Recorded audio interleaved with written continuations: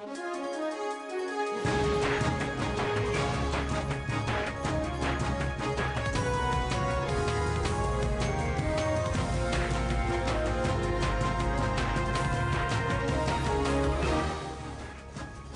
very special good morning to you. We're broadcasting live from Johannesburg. This is Kendall Makamati. Kendall Makamati is with us. The two of us will be with you this morning, well, until about midday. But there's a lot going on. We've got presidential visits and the like happening. Also, the SABC inquiry. We're hoping to be there live when it gets underway shortly after 9:30 this morning. But our focus, well, pretty much South Africa's focus the last week or so, on the Middelburg Magistrates Court in Mpumalanga. Now, the court will today deliver judgment in the bail application of two men accused of forcing a farm worker into a coffin. So, our question of the day, which is on screen, we're asking you simple. Should the coffin accused be released on bail? Now, you guys are tweeting us already. We'll put it up a little bit later. But we're also running a poll, Kendall. It's an interesting poll because we're going to talk a little bit about drinking water in South Africa today. It's a big deal because the question today really for the poll is, are you concerned with the quality of drinking water in South Africa? Can you trust what you're getting in terms of drinking water in South Africa? And 78% say yes, they can. No, they say they're concerned, Kendall. Yes. They say they're concerned with the quality. Different. It's the opposite of it. Yeah, yes, people are getting a little bit concerned with the quality of drinking water in South Africa. We see sewage spills into our rivers and the like, and we'll have that conversation. Hopefully, in between everything else that's happening today, we'll have the conversation about South Africa's drinking water. At SABC Newsroom is where you can interact with us on that front. Also, all the other stories. But first, let's take a look at our news headlines.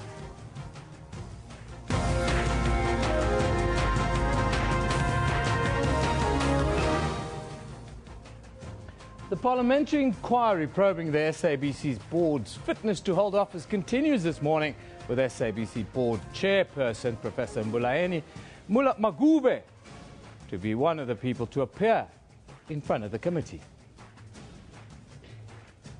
The two men accused of forcing farm worker Victor Mlotshwa into a coffin will find out this morning if they'll be granted bail. And the late renowned gospel musician Spiso Mwane will be remembered today in his memorial service that will be held at the eThekwini Community Church. Well, that's what we have in the news for now. Let's go over to Kendall, find out what's happening in the world of sport. Yeah, well, you know, so much focus has been on the accused in that hearing. But what about the man who was forced into the coffin? I wonder if he's actually been through any therapy of any sort, because I think it must be fairly traumatic what he went through, and that's why the big hullabaloo about the entire thing. Yeah, absolutely, considering he was trespassing. Yeah, so yeah, quite a lot behind that story. Yeah. Let's hope that we actually get to the bottom of it. All right, now good morning to you. This is what we've got for you in the sports today.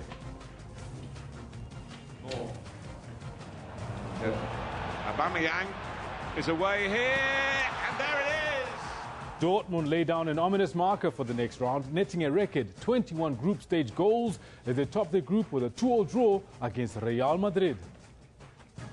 Here comes Leclos. Leclos is flying home. I think he's left his run too late.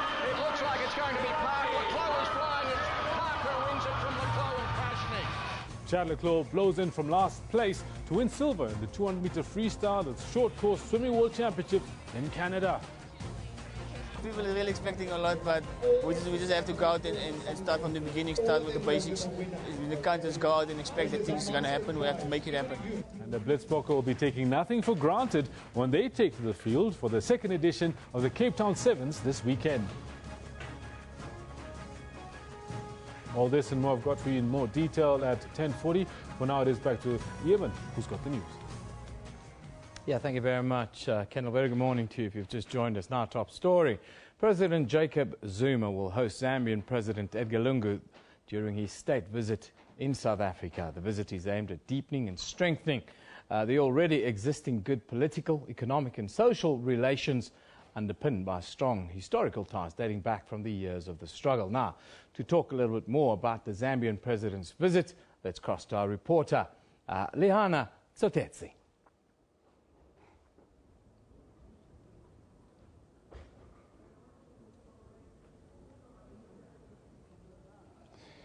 A very welcome to the Union Buildings here in Pretoria. This is today where President Jacob Zuma will be hosting his counterpart from Zambia, that is President Edgar Lungu. So we know very well that relations between the two countries dates years back, when the days of the ANC, the ruling party, when it was still an organization based out there. But what we know now is that any minute from now, the president will be arriving and the guest will be arriving. But may I just take this opportunity quickly just to talk to the guy from the presidency who's going to just give us a brief rundown of what will be happening today. Doctor, can you just tell us today what will be happening? Well, first of all, this is a very historic day. It's the state visit by the president of Zambia to South Africa. As you know, the ties between South Africa and Zambia go a long way, as we have just said, during the days of the liberation struggle when the ANC was based in Lusaka. And so today, President Zuma and President Lungu will have bilateral talks. There will be official talks between them. And then there will also be a business forum where businessmen from both Zambia and South Africa will interact about how to take relations between these two countries forward, especially in the economic sphere. Thank you very much, Dr. Ngunga. Just for now, it looks like the president is now coming in together with members of the cabinet, other ministers as well, who have just lined up to actually welcome the head of state from Zambia who will be here. I was just saying that the relations between the two countries actually dates years back, because we'll remember that some time back, that is as early as in 1992, South Africa actually formally established relations with Zambia, whereby South Africa officially actually opened a House of Representatives that was based in Lusaka. And immediately thereafter, a year or so, the Lusaka government also reciprocated by opening an office, thus establishing formal relations between the two countries. Expectations are that the meeting today between President Jacob Zuma and President Edgar Lungu, as we can see them coming down to meet ministers and deputy ministers.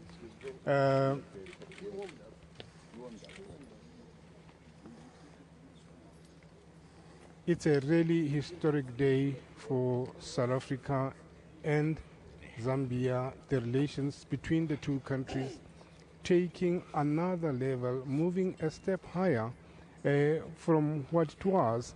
And we know that during this time of visit, a number of agreements will be signed, and these are agreements that will be enhancing the bilaterals between the two countries. These would include relations that would include economic, political, and social relations. Let's just, for a moment, bow to the national anthems.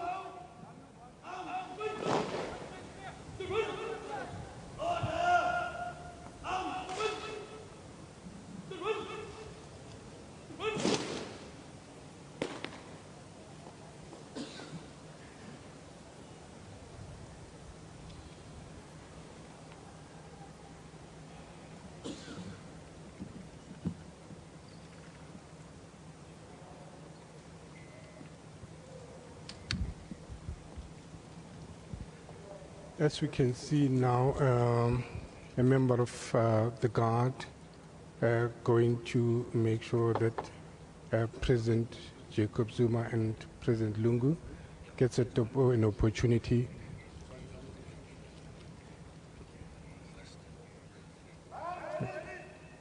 President Lungu coming over now to inspect the Guard of Honor, which is an actual gesture that it always happens whenever there are visits of this nature.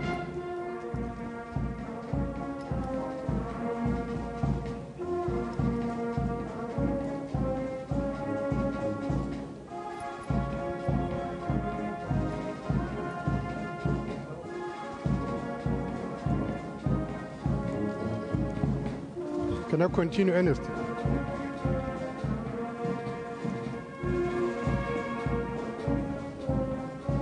Prof, the two countries' relations, how important are they now?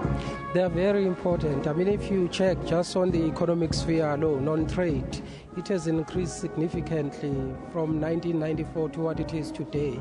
South Africa's exports to Zambia are close to 30 billion rands. The balance of trade between the two countries is a bit unbalanced in favor of South Africa. I mean, the imports from Zambia are just close to 3 billion rands. I mean, so there is a significant difference between the two. But Zambia is Africa's, I think, is the third trading partner in the continent with South Africa. I mean, so the relations are quite significant.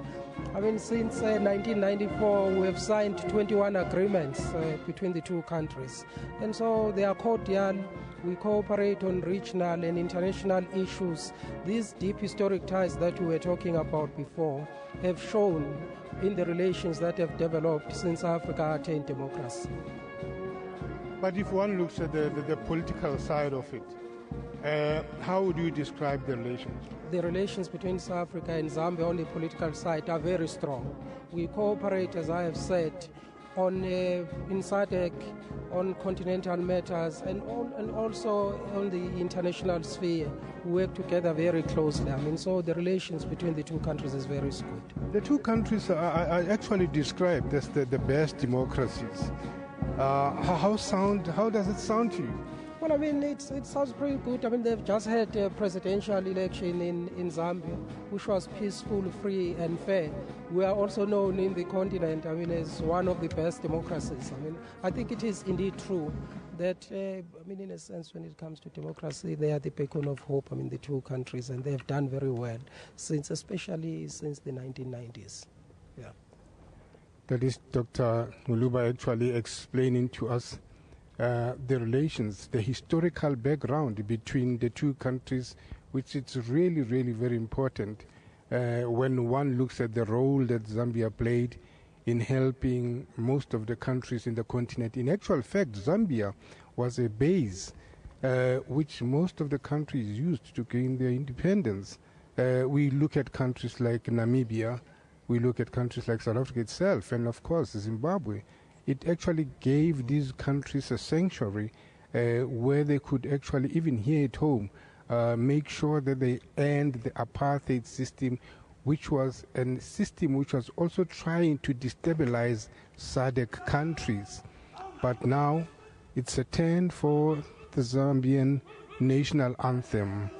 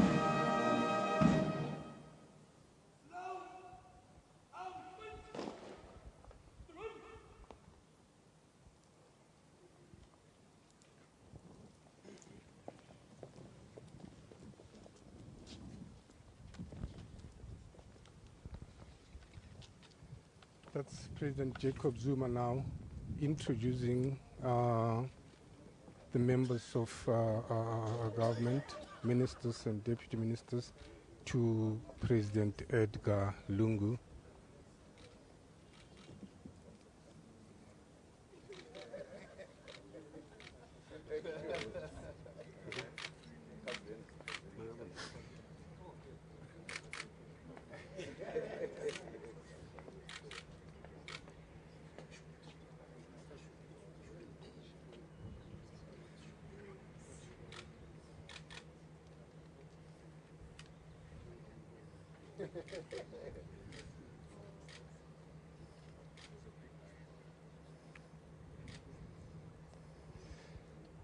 There is no doubt, looking at the two countries, that coming from where they come from, really, the relations have actually gone stronger. They have been enhanced. In almost all political spheres, the countries are actually getting deeper and deeper into their good relations. And I must say, this has also shown that with relations of this kind really getting deeper, it shows that South Africa and Zambia would go a long way even in establishing what one would describe as major trading, which will lead to the countries being major trading partners. And as I've said, Zambia played a very, very important role in making sure that South Africa becomes a democracy it is today.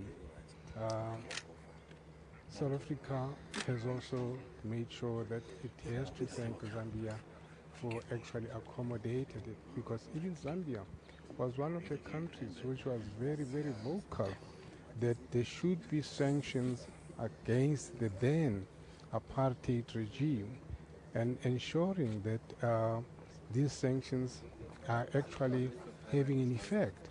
Because we'd remember that even during the days of President Kaunda, President Kaunda was one of the people who really took what one would call a chance, sacrificing his country to become a base for all political formations, or rather parties that worked very hard to ensure that their countries become free from the oppression of the South African government then, which was actually destabilizing the whole SADC region. And today, these countries are actually saying thanks to Zambia for what they are.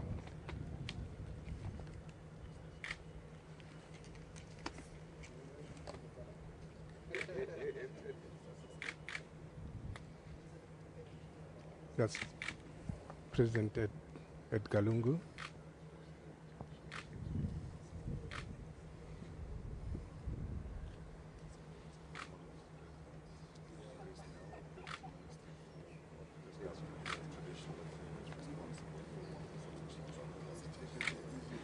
Probably one might also highlight the fact that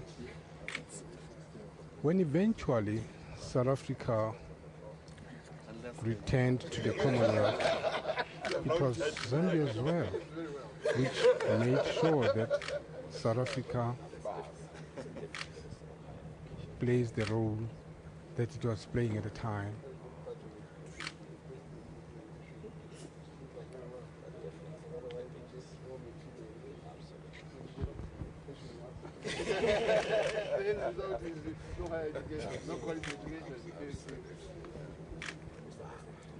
Now, if we just to continue with Dr. Lunga, just to take this further, we know that after a lot of many years, the two countries, they have now what one could describe as sound relations. Looking at the future of the relations between these two countries within SADC. Well, I mean, that's the reason why this visit is so historic today. because really more than anything it is a visit about the future, how the two countries can strengthen their relations, especially in the economic sphere. You realize, I'm sure as you know, that the continent has been trying to integrate economically. We're trying to open up borders so that it will be easier for people and goods to move. And Zambia is one of the critical elements of this, working of course with South Africa to make sure that there is economic integration in the continent, that trade relations between South Africa and Zambia are strengthened, and that the movement of people is also opened, and facilitated. One thing that I have not mentioned is on the cultural side. Because culturally the two countries are quite close, and so it's one of the issues that will get discussed today by the two presidents. Yeah.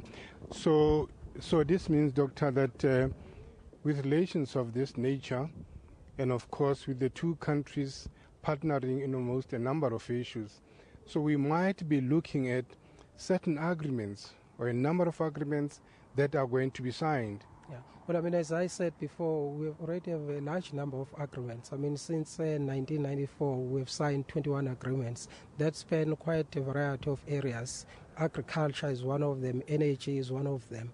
Actually, just on the energy side, I'm sure we have heard about the big project, the Grand Inga project. One of the countries that it will pass through is Zambia.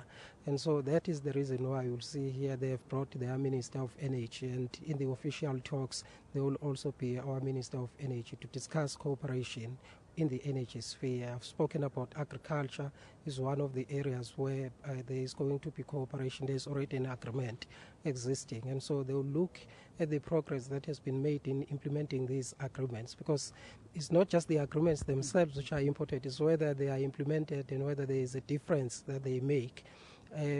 We had a discussion a bit now on the cultural side. Because of these historic ties between Zambia and South Africa is one of the areas where the two countries feel that we need to strengthen our cooperation on the cultural side, so that the people of South Africa know what the cultures in Zambia, also the people of Zambia get to know the cultures of the people of South Africa, so that we can strengthen the bonds between the two countries. So the bonds are not just only political and economic, they are cultural. And so it's one of the issues that are going to be discussed here today between the two presidents. How do we take these two countries forward? Because as I've said, really the visit, in as much as it will look back at the road that the two countries have traveled, but it will also look forward into the future and what needs to be done between the two countries to make sure that they both move forward. Making sure that both countries move forward. This is the relations that these countries and the path that they've walked up till today. And now both President Jacob Zuma and President Edgar Lungu will be meeting to discuss issues of interest to both countries, including some of the issues or aspects that the President's spokesperson spoke about. For now, it's back to you in the studio. Yeah, thank you very much to Leana Letsotetsi, who, of course, is at the Union Buildings, where Zambian President Edgar Lungu is on an official state visit here to South Africa. Hopefully we'll be able to hear from the President a little bit later to tell us about the discussions that happened behind closed doors. We're hoping to get that a little bit later in the show. If not in the show, you'll be able to watch it a little bit later on SABC News. Now, of course, we're dealing with water, and we've been running a poll. For you to get you involved in this discussion around water. So we're asking you, are you concerned with the quality of the drinking water here in South Africa? 108 votes are in right now. 79% says yes, we are concerned with the quality of drinking water in South Africa. Also, we've got a tweet coming in that maybe talks to what a lot of us are thinking. This one from Ikonanaso says, yes, the water we are drinking is not purified in my view. The taste has changed, let alone the contamination crisis in most cases. Well, that's interesting. Now, South Africa does not only have a water scarcity problem, but the country is also facing a serious problem of water pollution. In 2010, the Environment and Conservation Association warned that by 2015, that's last year, 80% of South Africa's fresh water resources will be badly polluted. The damage will be so extensive that no process of purification available in this country will be able to make it fit for consumption. Now, to talk about this, the causes and the impact of water pollution in South Africa, well, we are joined by Morgan Griffiths, who's an Environmental Governance Program Manager at the Wildlife and Environmental Society of South Africa. He's in our studio story in Port Elizabeth this morning. Very good morning to you, Morgan. Thanks for being so patient today. No, thank you very much for inviting Wessa to come and speak with your viewers. Thank you. Morgan, just give us a quick overview with regards to the state of water, but also the state of pollution here in South Africa. Well, when they say you've got one bearded environmentalist before a TV camera, you've got a crisis. And in fact, we really do. The recent drought that we've had over large parts of the country has highlighted just how vulnerable we are to water shortages and water quality in this country. And so, yes, we've got this problem that we've got severe water shortages and it's having its impact. But the flip side is that what little water that we've got remaining that's fit for consumption, we're polluting at an alarming rate. And yes, there was that statistics of about 80%, and your viewers have been tweeting through that they are quite concerned about the water quality coming out of their taps. The issue is that the 2014 Green Drop report from Department of Water and Sanitation is unfortunately painting a very bleak picture. Now, the Green Drop report is a report on just how well municipalities are, the quality of the discharge water from the sewage plants around the country. And that really is painting a crisis picture for South Africa. Something like 57% of the 824 municipal and independent sewage works in this country are at risk of not meeting their compliance standards. And in fact, 67% of those actually have shown a decrease in the quality of what they're putting out.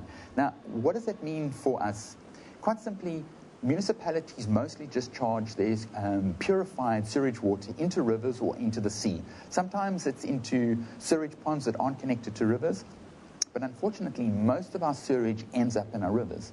And that's where we're taking most of our fresh water for our drinking, which is the primary need in terms of our constitutional water obligations, agriculture, industry, and such like.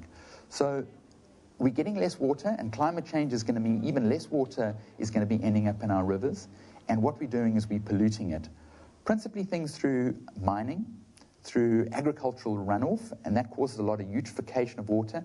And that is to say, it puts a lot of nutrients into the water. It causes particularly alien weeds like hyacinths to grow, or algal blooms, which can turn the water quite septic and makes it far more difficult and expensive for municipalities to clean. But also industrial pollution and just human refuse, sewage into the water, is causing a major problem. And it's not an insignificant issue. I think back to the sewage flows that were coming out of the Mthatha works, how it ended up killing, I think it was 9 children in the village below Mthatha. That was just a year and a half ago. So sewage pollution is a major issue that our country is just not dealing with. And the fact that 57% of our municipalities are failing to meet the legislated requirements for discharge into our rivers, it points an alarming picture that needs a lot more work and an attention to dealing with. Now, Morgan, what's the alternative to us running industrial waste and raw sewage into our river system? Is there an alternative? Are we looking at that alternatives? There are lots of alternatives, and they take in many forms. The first of all, with industrial sewage, we need to get new businesses and existing businesses to treat far more of their sewage on sites, so that less toxic and less volume of sewage is entering our municipal stormwaters and our sewage system. Because a lot, unfortunately, of our sewage does end up in our stormwater canal systems in terms of overflows from our municipal works. So that is critical. We need companies to be taking responsibility for their sewage. And it's also going to bear in mind that if one company is putting in one type of chemical and another pouring another chemical, and your general householders are pouring everything that they don't like down the sink, all of that mixes together to make even more dangerous chemicals in our sewage systems, which become more and more costly for municipalities to drink and treat. So we've got that particular issue. Compliance is another critical thing. We have very little compliance of what companies and householders are putting into the stormwaters, our rivers, because not all factories and things are actually connected to sewage, municipal sewage system. Some directly go either into the sea or into wetlands or into our rivers. We need to be checking and making sure that they're not shortcutting those processes, because ultimately humans, we South African citizens, are drinking that water and we are being slowly poisoned by it. Importantly, householders, the general public, can also be assisting in the process. And that's simply through using less water. And already the Western Cape and here in Nelson Mandela Bay, we've got water crises already that are developing around the lack of water and how we deal with it. And people can help out also being very careful about what they're throwing down their drains, what they're pouring down the stormwater and street drains. All of that ends up back in our sewage system, back in our rivers, back in our seas. And that affects us indirectly and directly. If we look at about 9% of all people in this country are employed in the tourism market or indirectly to the tourism market. Our sewage systems, 57% of which are failing, are impacting on that. And we know that because WESA implements the Blue Flag Beaches and Marinas program in South Africa, and we are collecting water quality monitoring for nearly South Africa's entire coastline. And we're seeing a gradual decline in water quality all along our coastline. And in recent media posts, you've seen the pollution that's coming out of Cape Town's sewage outfalls, issues at Durban, particularly the KZN coastline. Our water quality is failing, and that is a threat to our tourism industry, and that's a growing job market sector for us. We really need to be looking after ourselves, environment, and our jobs a lot better than we're doing now. Morgan, thank you very much for joining us. That's quite a comprehensive wrap you gave us there of where we are. We're going to speak to the department shortly to put some of your statistics to him. I suggest you tune in and watch. Thank you very much for inviting, and hopefully your viewers will be able to take note and get involved in looking after the environment. It's all of our responsibility. Thank you very much. That is Morgan Griffiths. He's an environmental governance Program Manager at the Wildlife and Environmental Society of South Africa, WESA. He was coming to you live from Port Elizabeth. Of course, we're dealing with water pollution. Let's have a look at, what we're talking to you about. We're asking you to interact with us on a poll and tell us, what do you think about the water quality in South Africa? Are you concerned that it's getting worse? Well, 108 votes are saying, 79% are saying, yes, we are concerned. And as you heard from WESA right there, you should be concerned, and you should all chip in and try and make it a little bit better. What are you guys tweeting us with regards to the water quality? The New South Africa that says Newsroom, yes, sad, because one would really expect the government to be able to deliver this basic service after 22 years in power. Well, the government doesn't really oversee the drought, does it? That's part of the difficulties that we're having in South Africa. Now, a non-profit organization, the South African Carp Society, has singled out water pollution as the biggest problem confronting South Africa now. Raw sewage on the South African rivers and industrial waste, as you heard, are the major causes of water pollution. The Department of Water Affairs and Sanitation has acknowledged that most of South Africa's 800 municipal water treatment plants release raw sewage into the country's rivers. Last year, the Water Affairs released their dashboard results of water quality monitoring stations and found that 98%, yes, 98% of the rivers assessed were at a high risk because of, the levels of fecal coliform. Now, to unpack the extent of this here in South Africa, we are joined by the Department of Home Affairs. The spokesperson is Sputnik Ratau. He's in Pretoria, and he's always prepared to talk to us. A very good morning to you, Sputnik. Sorry, it's Water Affairs.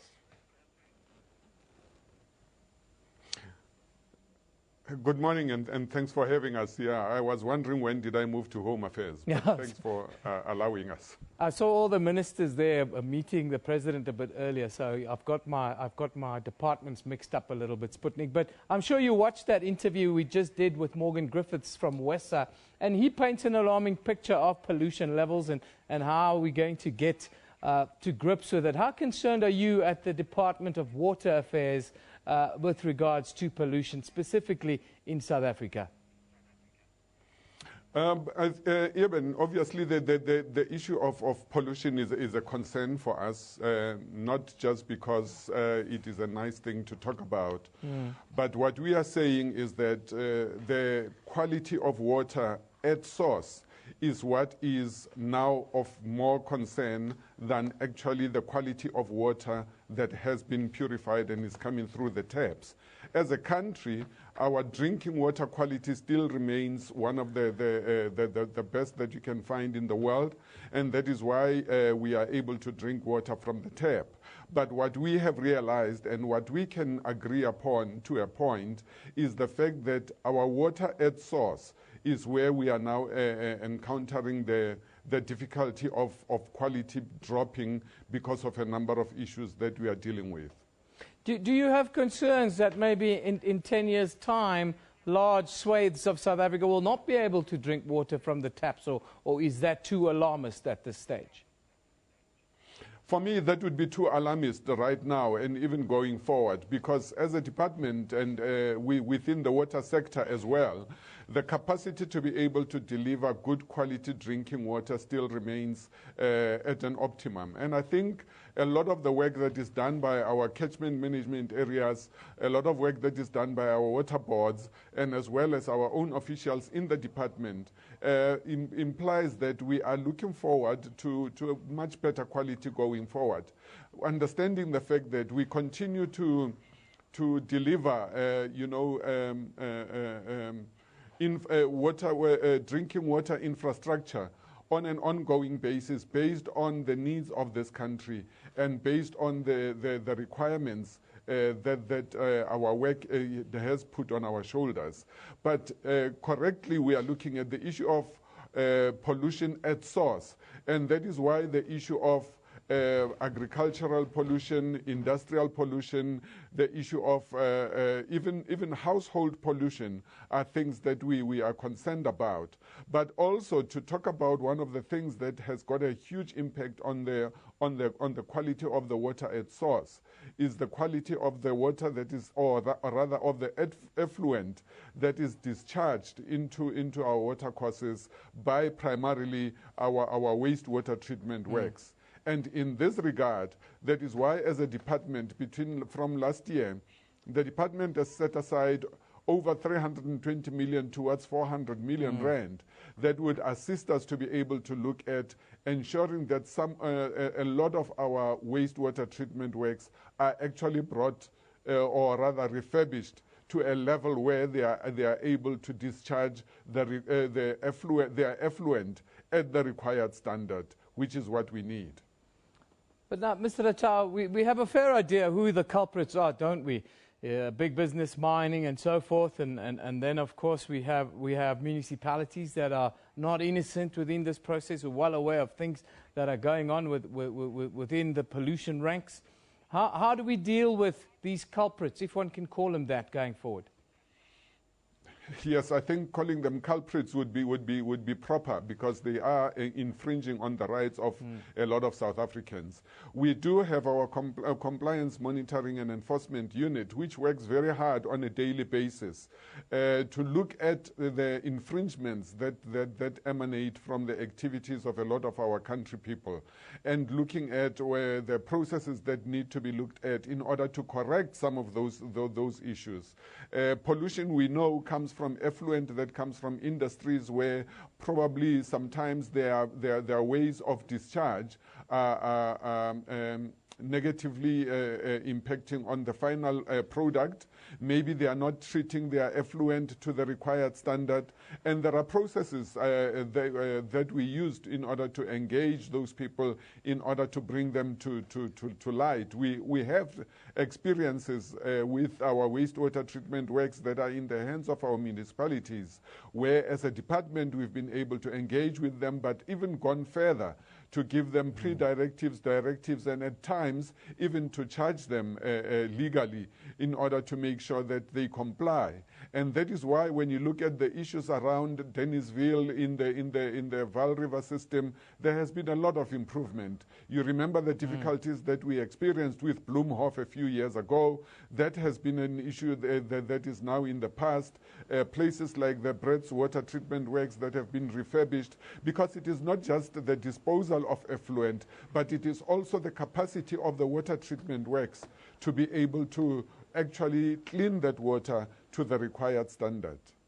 Mr. Ratau, maintenance. In your own reports, you talk about regular maintenance needs to be stepped up over time in order to arrest this kind of decline, and it's a contributing factor. Have you addressed it, or are you putting a plan together to deal with the maintenance issues? The maintenance issue is a big one when we look at it. And we know that a lot of our municipalities, especially those that are smaller and do not have the sufficient revenue to talk about, experience those kinds of issues, because you find that their own operations and maintenance fall short to bring their operations of their wastewater treatment works particularly to the required standard. Sometimes it's even about the failure of their own infrastructure, or of the infrastructure that delivers potable water that then impacts upon the end product. So we are looking at that. We are working with them. At times we have even deployed some of our own technicians and knowledgeable people to those municipalities, to the areas of concern, so that we can be able to look into those issues and assist as much as possible. But obviously, it is a question of looking at enhancing the skills base, is so far as the our knowledge base is concerned. That is why a lot of work that is done through our Learning Academy, working with some of our universities, will in the ultimate be able to assist us, because a lot of people are getting those qualifications that we are requiring, but also they then have to come to a point where they are sufficiently registered within their own sectors to be able to practice as knowledgeable people. Thank you very much, Mr. Ratau. Thanks for coming through and talking to us about this problem that's facing all of us collectively, which is, of course, water pollution, scarcity, and the, well, droughts that we've been facing. Thank you, sir. That was the Department of Water Affairs spokesperson. Let me correct myself. His name is Sputnik Ratau. And no, this is the wrong thing. Picture of the day. Okay, let's start there. We're going to take the question first, but seeing that we out of the gate very quickly. If we can go full screen, I think you'll be able to see this, because Donald Trump has just been named Person of the Year by Time magazine. Yes, 2016 Person of the Year. Guess who was Man of the Year in 1938? Adolf Hitler. Yes, man who spoke with a similar tongue. Some commentators are saying today. Of course, there's your tweet of the day. Now, it's been a pleasure watching the officiating of Craig Joubert, brave ref, most of the time tough but correct decisions. Yes, Craig Joubert has retired. Who can ever forget him giving New Zealand the Rugby World Cup in 2011?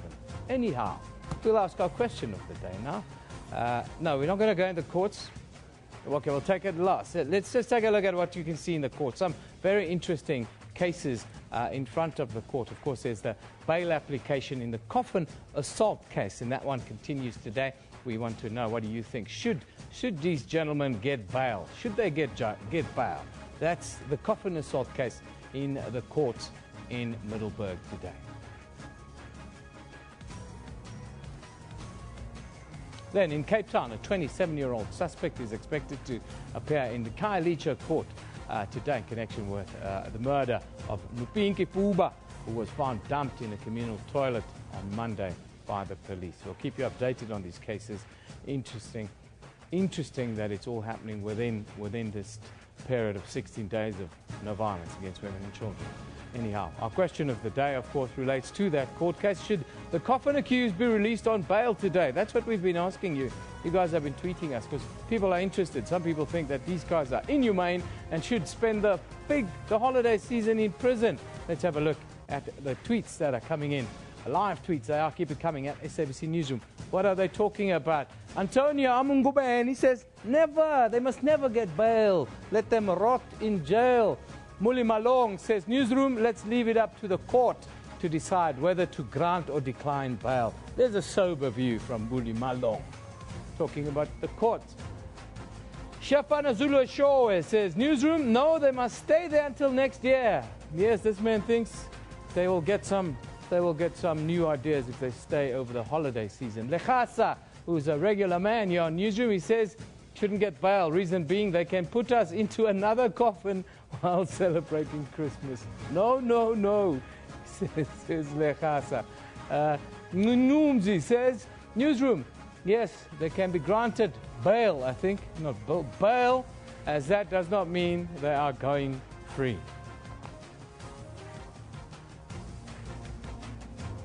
Well, that's the tale of the tape. Now, of course, we've been waiting for the parliamentary inquiry to get underway in Cape Town, that is, of course, where Parliament is seated.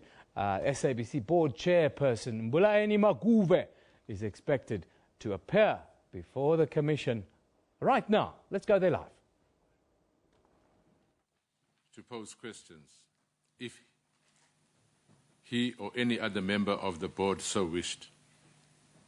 And that stands. However, honourable members, we all know that the professor walked out together with the rest of the board members yesterday and therefore did not participate in the proceedings or exercise his right to cross-examine the 3 witnesses that appeared yesterday.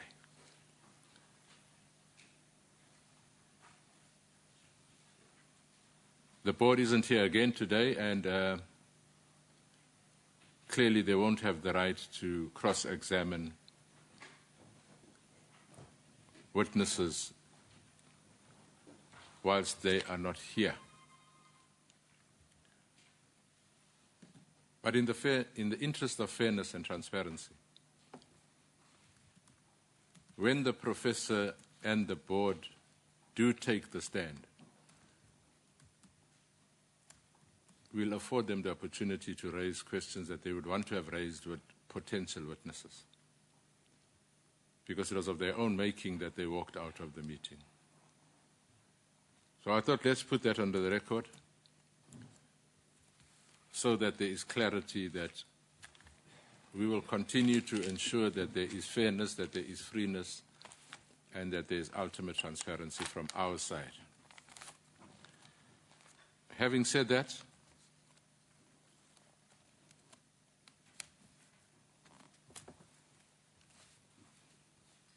as the chairperson, Mr. Luisi, please be informed that by law, you are required to answer fully and satisfactorily all the questions lawfully put to you, or to produce any document that you are required to produce in connection with the subject matter of the inquiry, notwithstanding the fact that the answer or the document could incriminate you or expose you to criminal or civil proceedings or damages. You are, however, protected in that evidence given under oath or affirmation before a House or a committee may not be used against you in any court or place outside Parliament, except in criminal proceedings concerning a charge of perjury or a charge relating to the evidence or documents required in these proceedings. Sir, you have a document before you that, if you agree,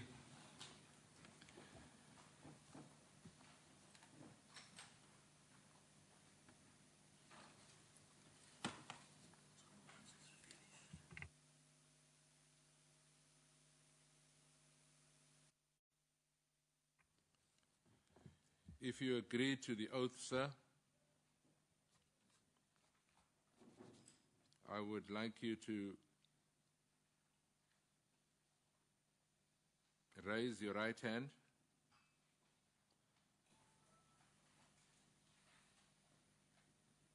and repeat the words, I swear by Almighty God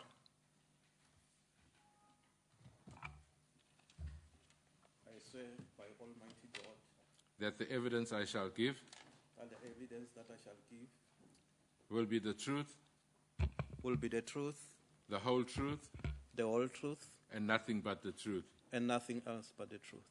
So help me God. So help me God. Sir, if you could sign the document and bring it back to the table.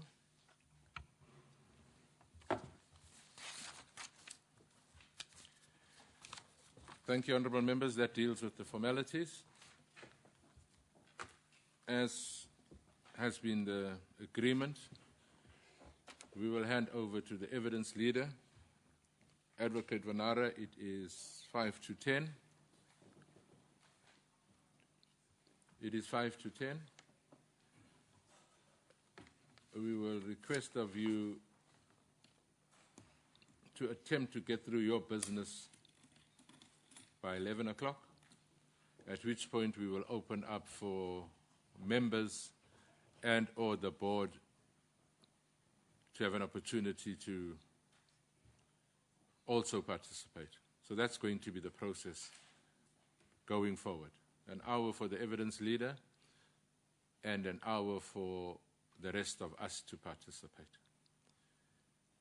And again, members, we have asked that if we limit it to 2 questions each so that everybody participates, and then we'll always have a second and a third round. If we could stick to that process, it's going to make the proceedings so much smoother for all of us.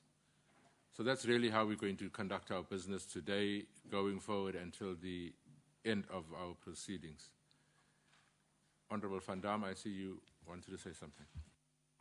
Thanks, Chair. I didn't want to disturb you, but I'd just like to take us back to the program. On the program today is at 4 o'clock, we're due to hear from Prof. Maguve. Now, there were media reports and a press conference where he said he will not be appearing before this committee. He used it as a kangaroo court, and all sorts of things were said. I just wanted to ask whether we've received any official confirmation from Prof. Maguve that he will not be appearing before this committee, and perhaps in the interest of fairness, whether we could confirm from him whether he will indeed be appearing before this committee today. Thanks, Chair. Let me answer the first part of the question. We've not received confirmation either way, but can I also make a suggestion that at 4 o'clock, when it is his time to appear, we then deal with the second part of this matter. Otherwise, we'll be preempting and doing all sorts of things. So just to answer the first part, we've not heard indication either way, but at 4 o'clock, we will then deal with the matter at hand as it presents itself. Happiness? Yeah. Sir? I think that for record purposes, it must be noted that the invitation of the committee stands. Thank you. All right. Advocate Vanara, you have the floor until 11 o'clock. And we will take notes, honourable members, and we'll only engage after they have concluded their business. Sir. Thanks, Chairperson. Good morning to committee members, the guests, and to Mr. Luisi. Mr. Luisi, can you, for the record, state your full names, please? My name is Mashango Roni Luisi. You were a board member of the current board of the South African Broadcasting Corporation, correct? Yes. You made a statement, a 15-page, it's a 21-page statement signed on the 6th of December 2016 at Sandton CSC. Is that correct? Yes, it is correct. And you do have in your possession this document. Is that correct? Yes, I have it in my possession.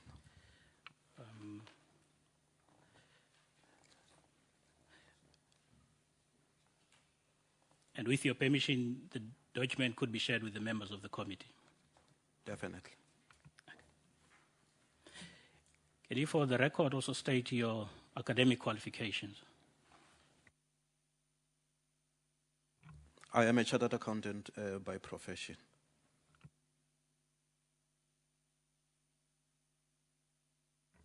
Can you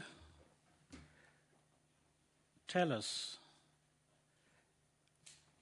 when did you become involved with the board of the SABC?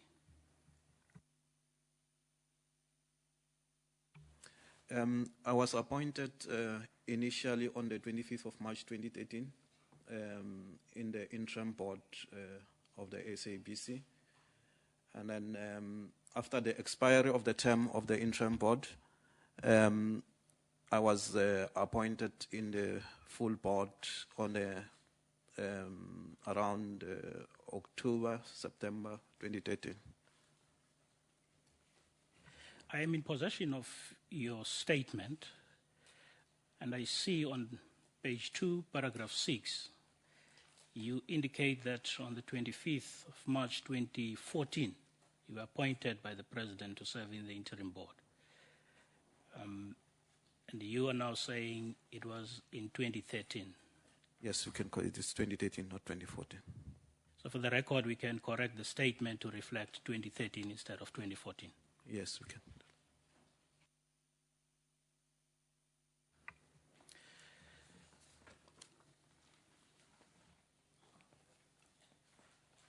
In your statement on page 3, paragraph 13, you refer specifically to a board meeting that was convened on around July 2014.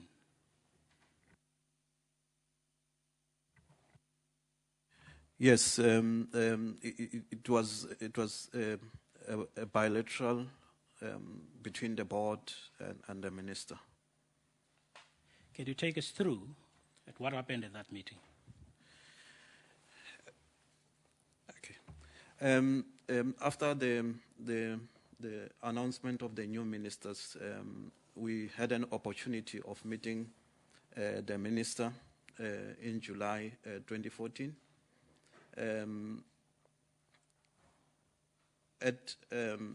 At that stage, it was the first meeting which we had for the minister to introduce herself and the board to introduce herself to her. And during the meeting, the minister had an opportunity of addressing us. And at that stage of the board, we were busy dealing with the public protector's report. And in that meeting which we had with the minister raised concerns about the issue of the acting Chief Operation Officer, Mr. Hlaudi Mtsoneng, that he had been acting for too long, and then she needed him to be appointed permanently. But at that point, the public protector's report was not yet addressed, and it has made some unfavorable findings against Mr. Mtsoneng. Okay. Just to take a pause there, you refer to the minister. Who is the minister? The Honorable Faith Mthambi. Okay, you may proceed. During the meeting, the minister said that the board had problems, and she directed questions at each one of us to indicate what was our problem, because her perception was that the board was dysfunctional. The former chairperson of the board, Ms. Ellen Chabalala, and Mr. Mtsoneng mentioned that from when they had the opportunity to speak, they indicated that the major problem of the board was specifically myself and Professor Khumalo, who were mentioned as some of the people who were causing problems for the board. And from my analysis of the situation, there was an indication that they had a prior meeting to discuss these issues, because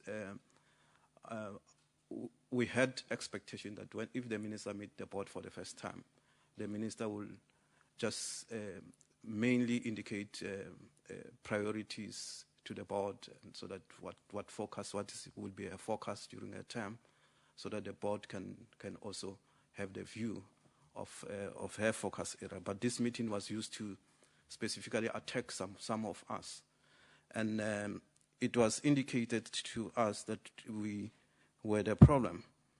And then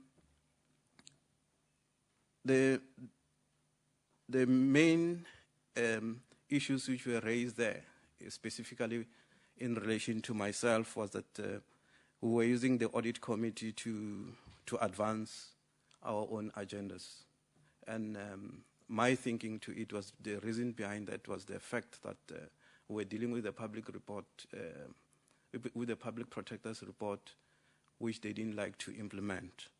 So how the public protector's report was handled at that point was that each committee was allocated components of the report.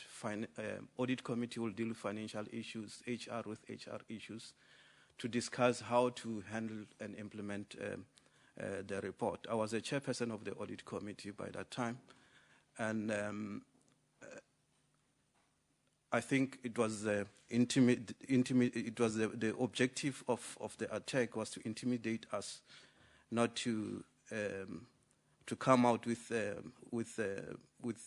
inputs to the board in relation to the report, which were not going to be favorable. Okay, we will get back to how the board dealt with the public protector, but for now we're still at the July meeting. On page 3 of your statement, paragraph 14, the last sentence, perhaps just before the last sentence, the third line of paragraph 14, you say the former chairperson Chabalala and Mutsuning mentioned that I and Professor Kumalo, one of the board members, were the cause of problems. Then you say, incidentally, Chabalala, Mutsuning, and the minister came late to the meeting and walked in together.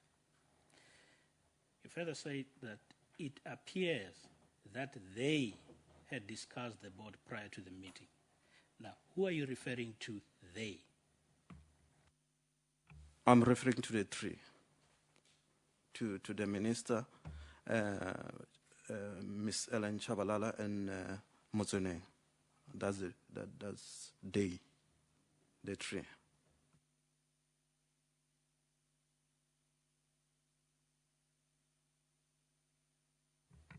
It was Mutsuning.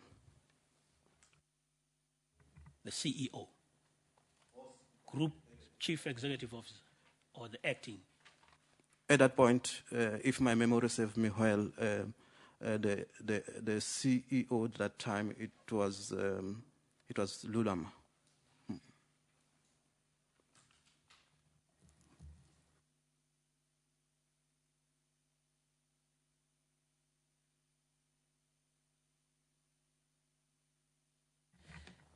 Then you say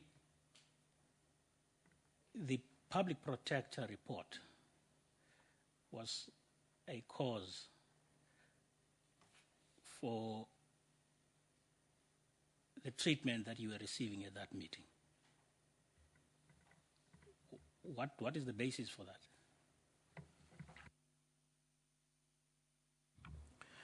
My basis for that was that it appears that they were not happy with the approach which we were coming up with in the input to the report as such, as an audit committee. The reason I'm saying that is because they attacked me as a chairperson of the audit committee, that the audit committee has an agenda. And the audit committee is not me as a chairperson, because we have other non-executive board members as part of the committee. But it was put as if I'm the only member of the audit committee. The reason why I'm saying that, why were the other members not mentioned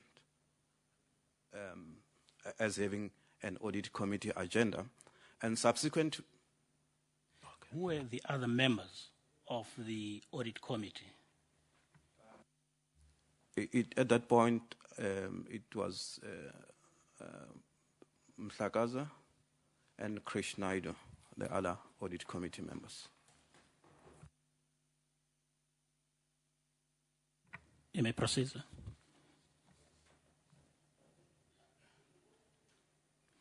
There was an allegation leveled against you. You mentioned that in page 4, paragraph 17, of a conflict of interest. Can you take the committee through the genesis of that allegation, how the board handled it, and what were the outcomes of that process? I think it would be very important to indicate that in that meeting with the minister, the issue which they raised was as part of the issues which they raised there, it was indicated that I had interest, and then I was using the audit committee meeting for my own agendas. That interest at that stage, I was not aware what they were talking about. And subsequent to the meeting, I was not worried that much by the issue of interest, because I knew that I didn't have interest. But I was worried by the issue of using the audit committee as a tool for achieving what. And then subsequent to the meeting, I wrote an email to the company secretary requesting her to send an email to the board members, all the board members, and request them to indicate as to what are the agendas and what is the audit committee doing wrong. And and I indicated that if ever there's anything, then the next audit committee meeting will look at that. They must make submissions. And then we did that. The company secretary issued the email to all the board members, and none of them responded. So I assumed that there was not a problem. And the issue of the conflict of interest, it was mentioned there. How the meeting was run is that accusations to specific board members were said that you Ronnie Luisi, you have a conflict of interest, and other people are doing this and that and that and that.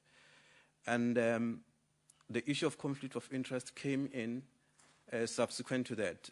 After that meeting, nothing happened. And the chairperson changed. Ms. Chabalala was taken out, and Professor Maguve came as an acting chairperson. And when Professor Maguve came in as an acting chairperson, I was written a letter saying that you have conflict of interest. The letter was not specific as to what is the conflict. It is just say that you have conflict of interest, and then I have written to the minister to take you out, as I've recommended to the minister to take you out as a chairperson of the audit committee. It must be borne in mind that the chairperson of the audit committee is appointed by the minister. So I was not told anything. I just received this letter that we have written to the minister to recommend that he takes you out as a chairperson of the audit committee, and will inform you the outcome of the minister's response. And I was not requested to respond or anything. I was not asked anything. I've never spoken to the chairperson by that time. I just received that letter like that. He has made the determination that I should be taken out. It was never discussed by the Governance and Nomination Committee, which looks at the chairpersons of committees. So after I've received that letter, I didn't do anything because, I was not there I didn't appoint myself as the chairperson of the audit committee. The letter that you receive, you're making reference to it in your statement. Yes. As an annexure. Yes. Can you get that letter and read it for the record? Because members do not have, unfortunately, the copy thereof.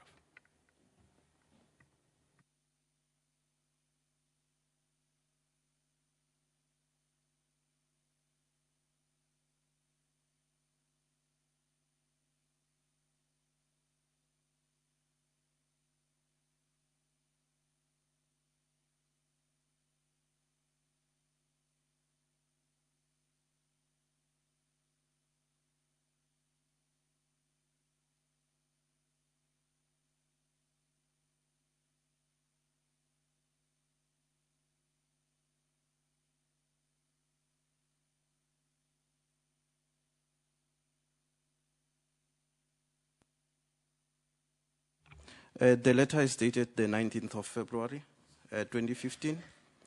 The heading is saying allegations of lack of compliance with the requirements of Section 75 of the Companies Act 71 of 2008 as amended, Section 53A of the Public Finance Management Act of 1 of 1999 as amended, and Section 17 of the Broadcasting Act 4 of 1999 as amended. It has come to my attention that in your capacity as an independent non-executive director of the SABC board and the chairperson of its audit committee, you have not complied with the legislative requirement to declare your interests in respect of your acting as the auditor of companies doing business with the SABC. It is advisable that under the circumstances, you be relieved of your duties as the chairperson of the audit committee as a result of the conflict of interest. I'll inform the Honorable Minister, Ms. A.F. Mutambi, of the above, and I will inform you in due course of her decision in this regard. From whom is that letter? Professor Magube, acting chairperson at that point. You then said you didn't respond to the letter. What happened subsequent to that?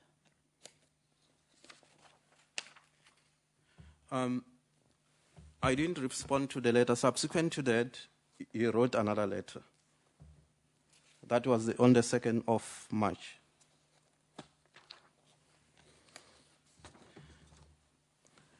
The heading is still the same. He says, my letter dated the 4th of February has reference. I think it refers to the same letter.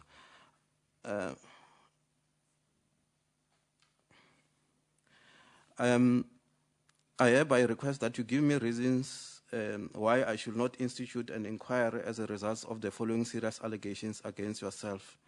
In that it is alleged that you are in breach with the requirements of Section 75 of the Companies Act 71 of 1998, Section 53 of the Public Finance Management Act, and Section 17 of the Broadcasting Act 4 of 1999 as amended. I request you to provide my office with a written reply on or before the close of business on 10 March 2015. If you fail to respond to the matter, will be processed without benefit of your explanation and further participation. What did you make of that correspondence? What was the allegation that was preferred against you?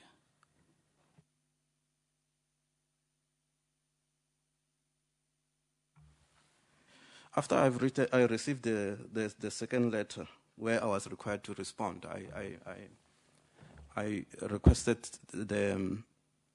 I wrote back an email requesting them to give me the details of the conflict which they were talking about. And some documents were sent to me. The documents were a resolution of the bid adjudication committee, whereby they were discussing some bids. There were two bids which they were discussing in those minutes. It was a company called Harambe and another company called Mafoko Security Services. And in those set of minutes, there was a resolution that those companies, I was listed as an auditor of those companies. And the committee resolved that they should inform me that I'm an auditor in those companies, and so that if any of those companies come to the board, so that I can have a knowledge that I'm acting as an auditor to those companies. And part of the suggestion was that if ever it happens that there can be conflict, that I can resign as an auditor of those companies. And together with that, it was the conflict of interest policy which was sent to me, and also the ethics code for the board. And after I have received that, and then I have never audited those two companies, not at all. I didn't know them. And then, but I was listed as an auditor. I was not concerned that I was listed as an auditor, because previously when you register a company, they require an auditor. So you register a lot of companies which you never audit, because the requirement is that they need an audit letter. So obviously if someone wants to register a company, will walk into the office of the nearest auditor and get that letter to register a company. So in those two, I was listed there, but I've never audited them. And then I tried to search the companies because I didn't have any details about them, and I wrote them. I telephonically spoke to them that there's this problem, that they say that I'm auditing you and I'm not auditing you. Can you confirm that I'm not your auditors? And then they gave me letters to confirm that I'm not the auditors. And during that process, I also requested the company secretary for her to set up a meeting for me with the chairperson of the acting chairperson of the board at that point. And she came back to me saying that, okay, the chairperson saying, what is the agenda? And I was surprised by it, because he has written me letters. So obviously, there was no question as to what is the agenda. So, and then I indicated what the agenda is. And during those processes, as we were busy, I was trying to get information about these companies, and the deadline hasn't passed. He has given me a deadline in the letter. I think the deadline was the 9th. And during those processes, a meeting never happened, because I said that I will come back to you and with the dates. I told the company secretary I'll come back with the dates. And on the deadline was the 10th. On the 9th, they had a meeting, nomination committee, governance and nomination committee meeting, and I received another letter, the third letter, saying that due to the fact that you didn't respond to the letters which we have written you, we will recommend now to the board that you be taken as a chairperson of the audit committee. And subsequent to that, I responded. I think subsequent to that, I responded and then indicated to my response was indicating that I'm not the auditor of the companies. I've evidence. I've spoken to the companies and the other company, even their auditors, confirm that I'm not an auditor. They confirm which years they've audited them, and I have those letters. And then I received a notice of a board meeting, a special board meeting to discuss. I think it was 3 of us, board members, that will be taken out as board members. And that notice was some few weeks in between, because everything I think happened around March. And my response I gave in that meeting with all the evidence which I had, or the 2 companies which I had, and the supporting documentation which I had. And in the meeting itself, it was strange enough because in the bid adjudication committee, the now acting group chief executive was part of that meeting. And in that meeting, he indicated that he's one of the people, is himself who indicated that I should be informed that I'm an auditor of that company. And he indicated that companies should not be disadvantaged because I'm an auditor of them, that they must not get business from the SABC. There's nothing to do with my clients where they get business. So, and then, but in that board meeting, it was himself who was presenting on behalf of the board that I have conflict of interest. And after I've given them my response and the letters, they still continue. They say they wanted to vote to take us out, and they voted and said they had a majority of the people who didn't, of the board members who didn't want us there, and then we were taken out like that. Okay. You say us, yourself, and who? It was myself, the late Hope Zinde, and Rachel Kalidas. So who was the complainant in this complaint against yourself and the two? In my case, they indicated that it was claimed that the bid adjudication committee, that's what if you go through the minutes after we were taken out, it was said that the bid adjudication committees informed them that I have conflict of interest, and this is the information how they got it.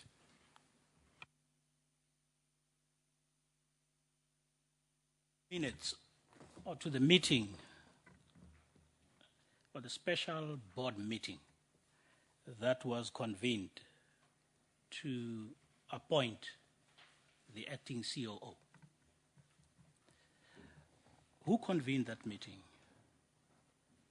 And why was it a special meeting of the board?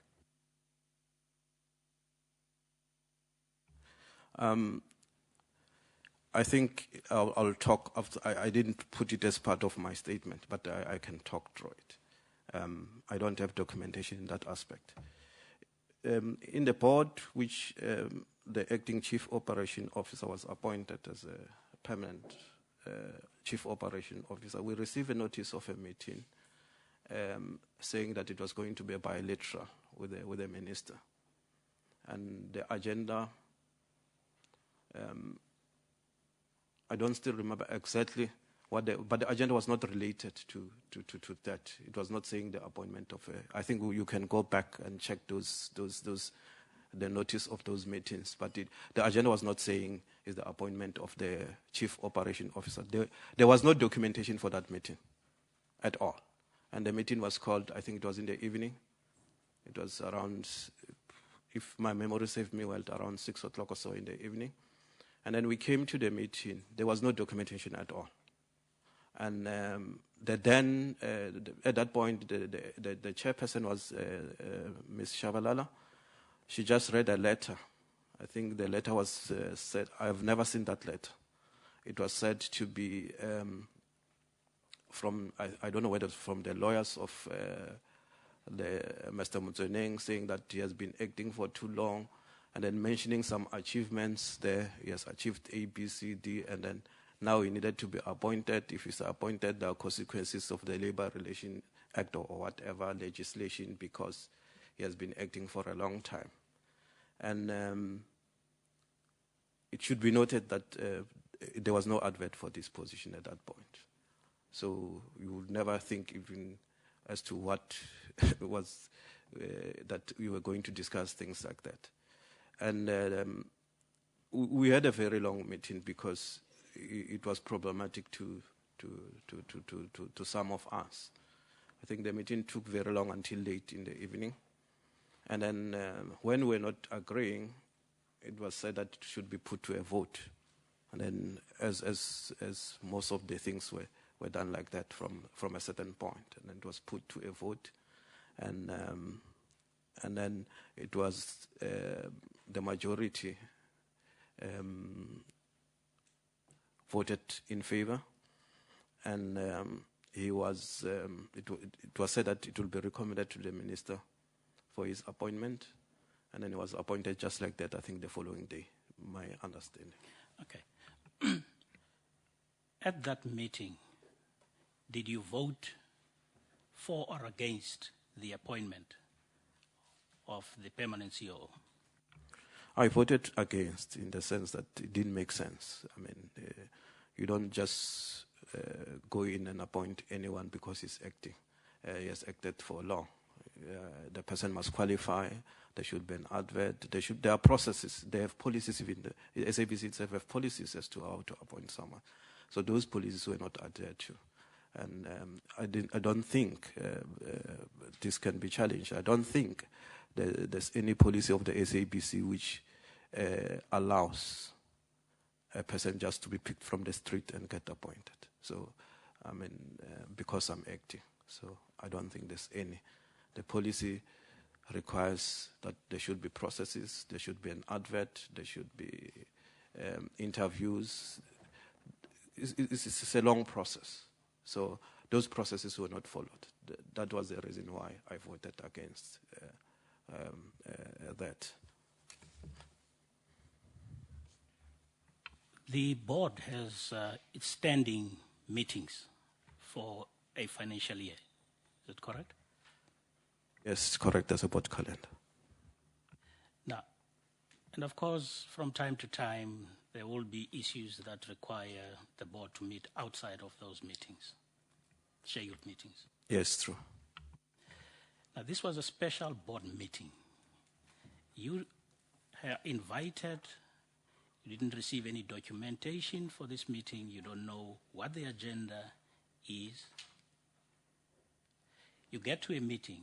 Does anybody address the meeting around the urgency of this meeting, or why it is a special board meeting? There's no way it was going to be urgent. Why should it be done in the evening? I'm saying, did anyone explain, did the chairperson or anybody who had called this special meeting explain to the meeting why the meeting was called as a special board meeting? Not what my memories serve me well. I don't think it was explained. And did you ask? Did any other board member ask, but why are we here? Why are we having this special board meeting? I mean, there are costs involved in that you guys are going to be compensated for attending that meeting. So there's cost to the organization. There's travel arrangements. You people had to be taken away, your non-executives, you're taken away from your daily responsibilities. Was this ever a subject of the meeting? Why this special board meeting?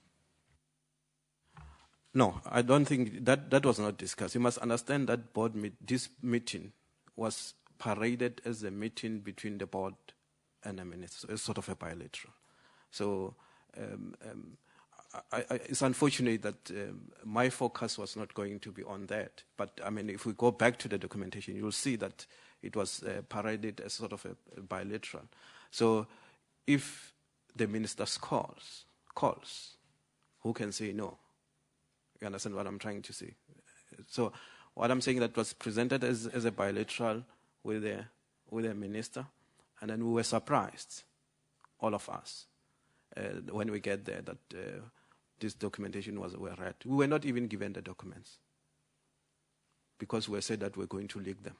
They were read to us. So nothing like you have a document, take 5 minutes to prepare yourself and think. There was no time to think. The public protector report had been in front of the board at the time. Is that correct? Yes, it was in front of the board that time.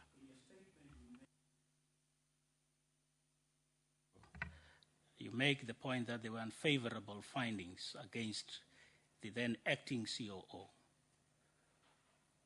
Did those findings play any role in the decision of the board to appoint him as the permanent COO?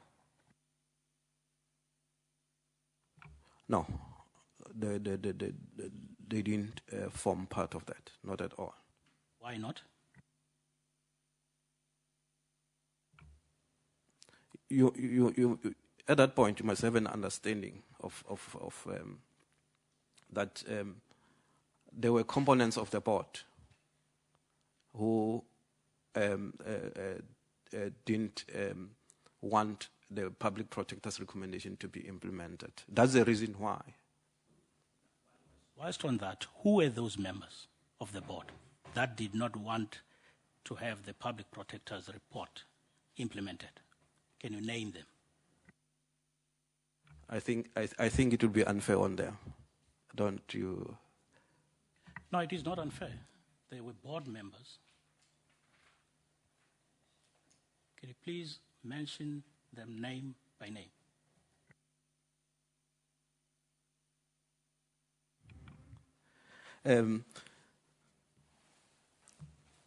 I think it will be difficult because what I'm saying is that the chairperson, obviously, I would say that he does. He didn't support the implementation because they took it. I mean, the chairperson at that time didn't support it because what we have was that when we were running these processes of the public protector, the arrangement was that each chairperson will dissect it and come with a recommendation or come with an action plan of how he thinks his area should be addressed.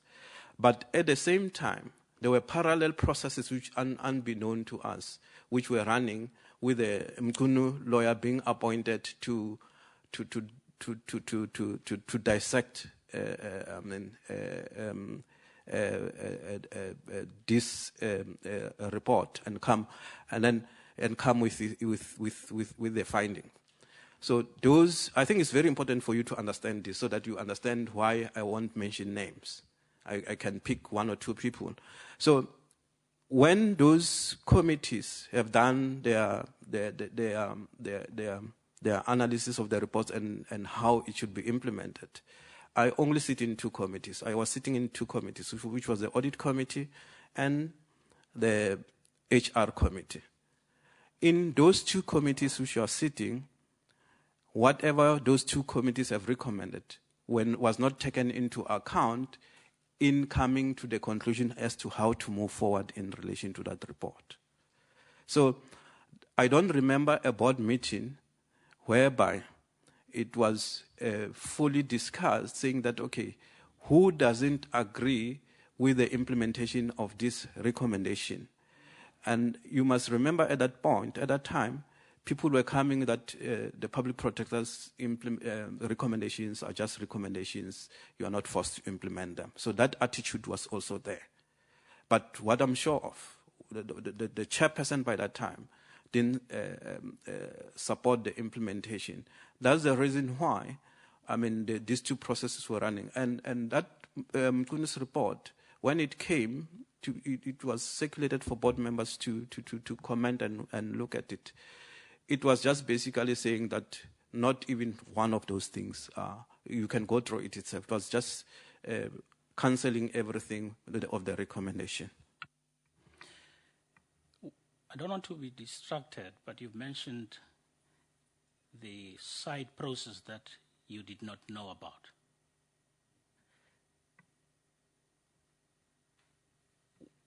Are you referring to an investigation that was being conducted by the attorneys called Mkunu?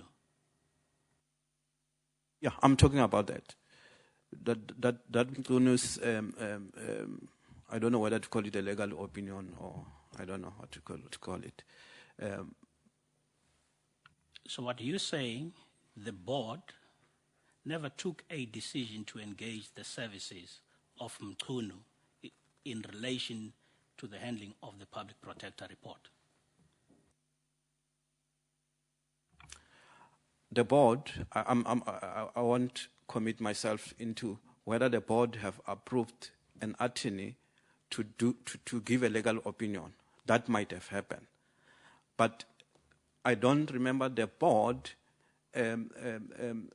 saying that whatever legal opinion will be the opinion of the board. You understand what I'm trying to say? Because at the end of the process, that Mkunu report was presented as the opinion of the board in relation to the public protector's report. So, correct me if I'm getting you wrong. You say there was no board meeting, being it a round robin or the actual sitting of a board, where the public protector report gets to be tabled, and where you were at that meeting, irrespective of its form, and a decision is taken to appoint a firm of attorneys to look into that report. It's not what I'm saying. What I'm saying is that the activities were many at that point. What I'm saying that a legal firm might have been appointed to give a legal opinion. But the process which the board have agreed on was that the chairpersons must come in with recommendation as to how to implement the recommendations. That process was never implemented. My assertion is that that process was going to be the process, that outcome of the different chairperson was going to be the resolution of the board as to how the report should be implemented. So what I'm saying that process became nil at the end because the chairperson or I don't know who have written to the public protector saying that, okay, this is our resolution. But my understanding was that Mkunu's report was presented as the position of the board in relation to the handling of the public protector's report, and it was sent even to the public protector. So what I'm saying that process, to me, that adopting that report as a position of the board was not a rational thing, because the board has a process whereby the different committees were meeting to come out, to map up a way forward as to the implementation of those recommendations. Back to the meeting where you were appointing the acting COO. The SABC had the skills audit report in place at the time, is that correct? That's correct. That report served before the board at that meeting as one of the issues to be considered. No, that didn't serve. You must remember that the skills audit was not done by this board, which we're discussing today. It was not done by the interim board also, which I was fortunate because I served in that also. That skills audit was done by the previous board before the interim board, before this board. So, but that skills audit was initially discussed by the interim board. That skills audit it was by the time I think it came out that other board have been dissolved, and then it came into the hands of the interim board. If my memory serves me well, the same skills audit we have presented it to the Portfolio Committee on Communication at a certain point. But the new board, I don't still remember whether the new board have also taken it forward. Also, I'm not.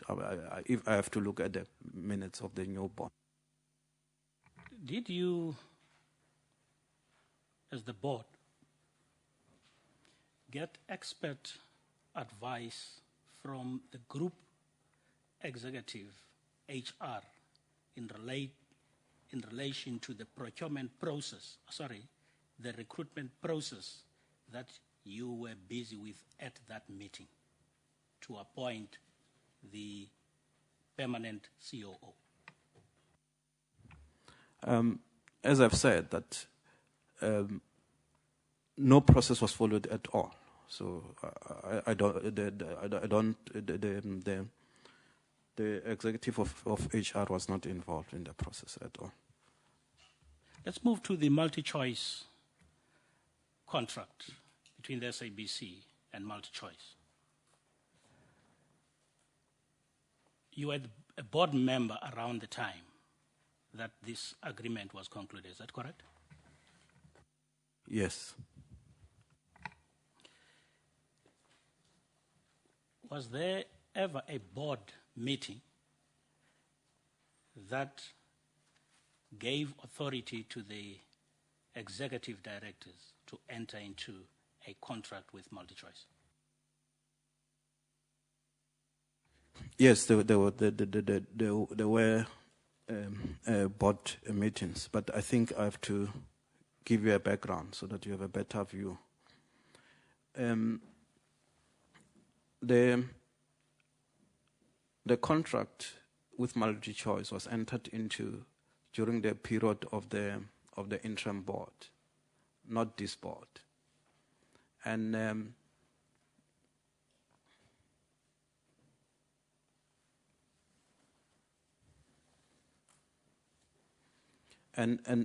it was not approved by the interim board. It was approved by the previous board. When we had our meeting discussing it, you'll see through the meetings when you get them, is that the interim board didn't approve it. It was coming from the previous approval, but the implementation happened during the time of the interim board.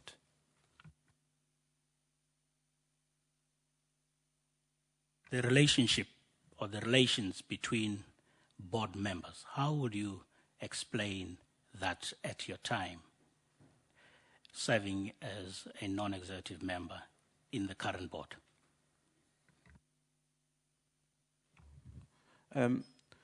I think we started well.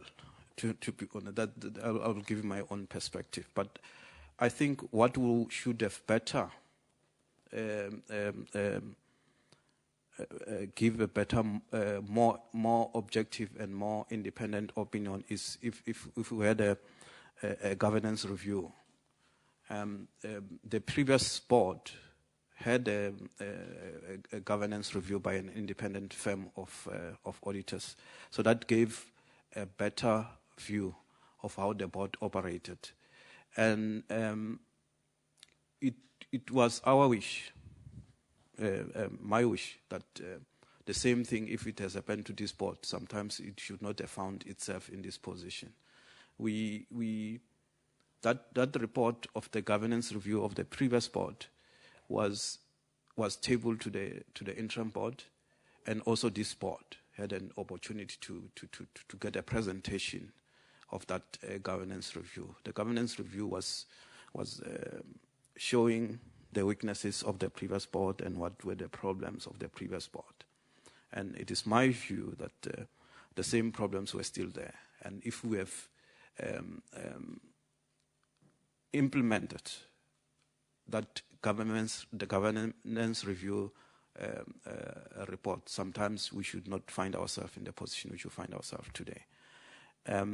As an audit committee, it is our responsibilities to look at the audit committee needed that review to be done of the board. And I think when I left, we were on a process of procuring a service provider to do the same exercise, to do a follow-up on those recommendations of that governance review. It was a very good report. It was exposing the weaknesses of the board, the relationship between the executive and the board members themselves. So I think I wouldn't be qualified to say how did we perform until myself was taken out. But I think what we see today is an indication of how we have performed. I think we haven't done well, and those previous problems have entrenched themselves worse sometimes than the previous board. Governance was falling apart. No. You say governance was falling apart in this board in your presence. What were the issues that made you to come to that conclusion, that governance is falling apart? I think it's common knowledge that this board has failed. I mean, not following processes. I don't think there was a proper direction to executives as to how to handle it. Executives sometimes becoming the board. I have a strongest belief that the executive members of the board, the executive directors of the board, should not be involved in some issues. So I think the whole setup from the legislation itself, how you appoint your executives, is a problem, and it leaves the directors exposed. So I think decisions were taken without proper documentations. I think the company secretary became lost in the whole picture, because if you are a company secretary, you'll give a proper guidance to the board with ensuring meetings like the meetings which I'm telling you about, where you get to the meeting, there's no documentation. You are lied to attend the meeting, told it is this when it's not that. So I think those are clear lack of governance, and the number of meetings which you have, special meetings which you have, indicates governance problems. I mean, if you start having a lot of special meetings, a lot of round robins, resolutions, it indicates to you that governance is falling apart. You are not in charge. You are not giving directions. And if the relationship between board members becomes a problem, you can't govern effectively. So all those are indications to me that governance was not well. Sorry, Advocate, just before you carry on, let me remind you, you've got 10 minutes. In your statement, you make reference to an investigation that was done to board members by the company secretary. And there was a report that report formed the basis for some of the allegations that were made against you.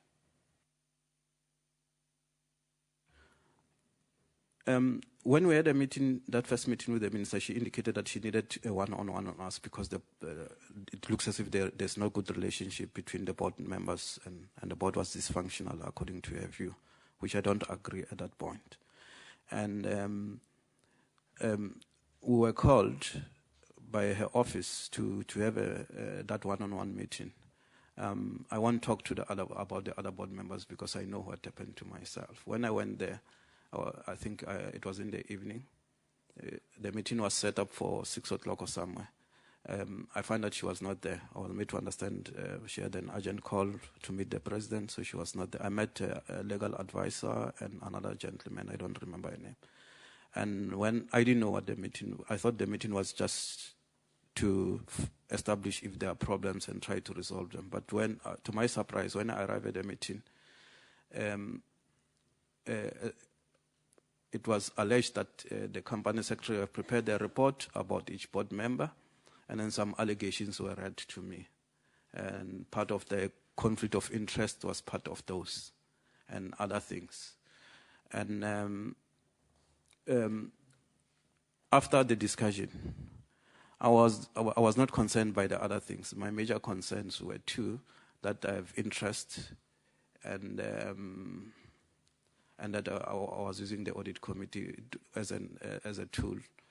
And I indicated to them that they must give me a copy of that report and also evidence of what they were alleging.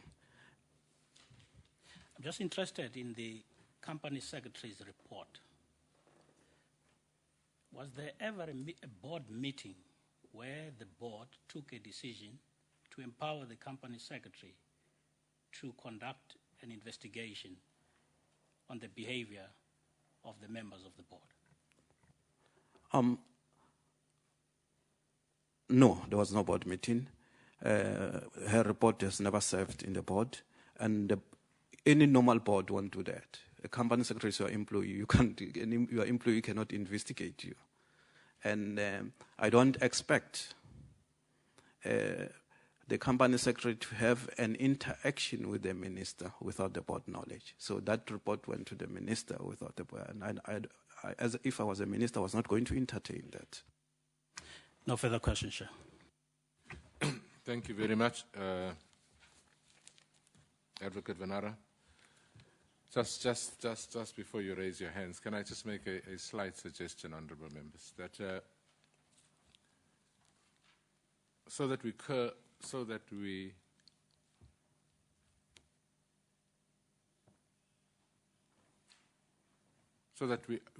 we exercise caution, and I will raise it with every input that we have.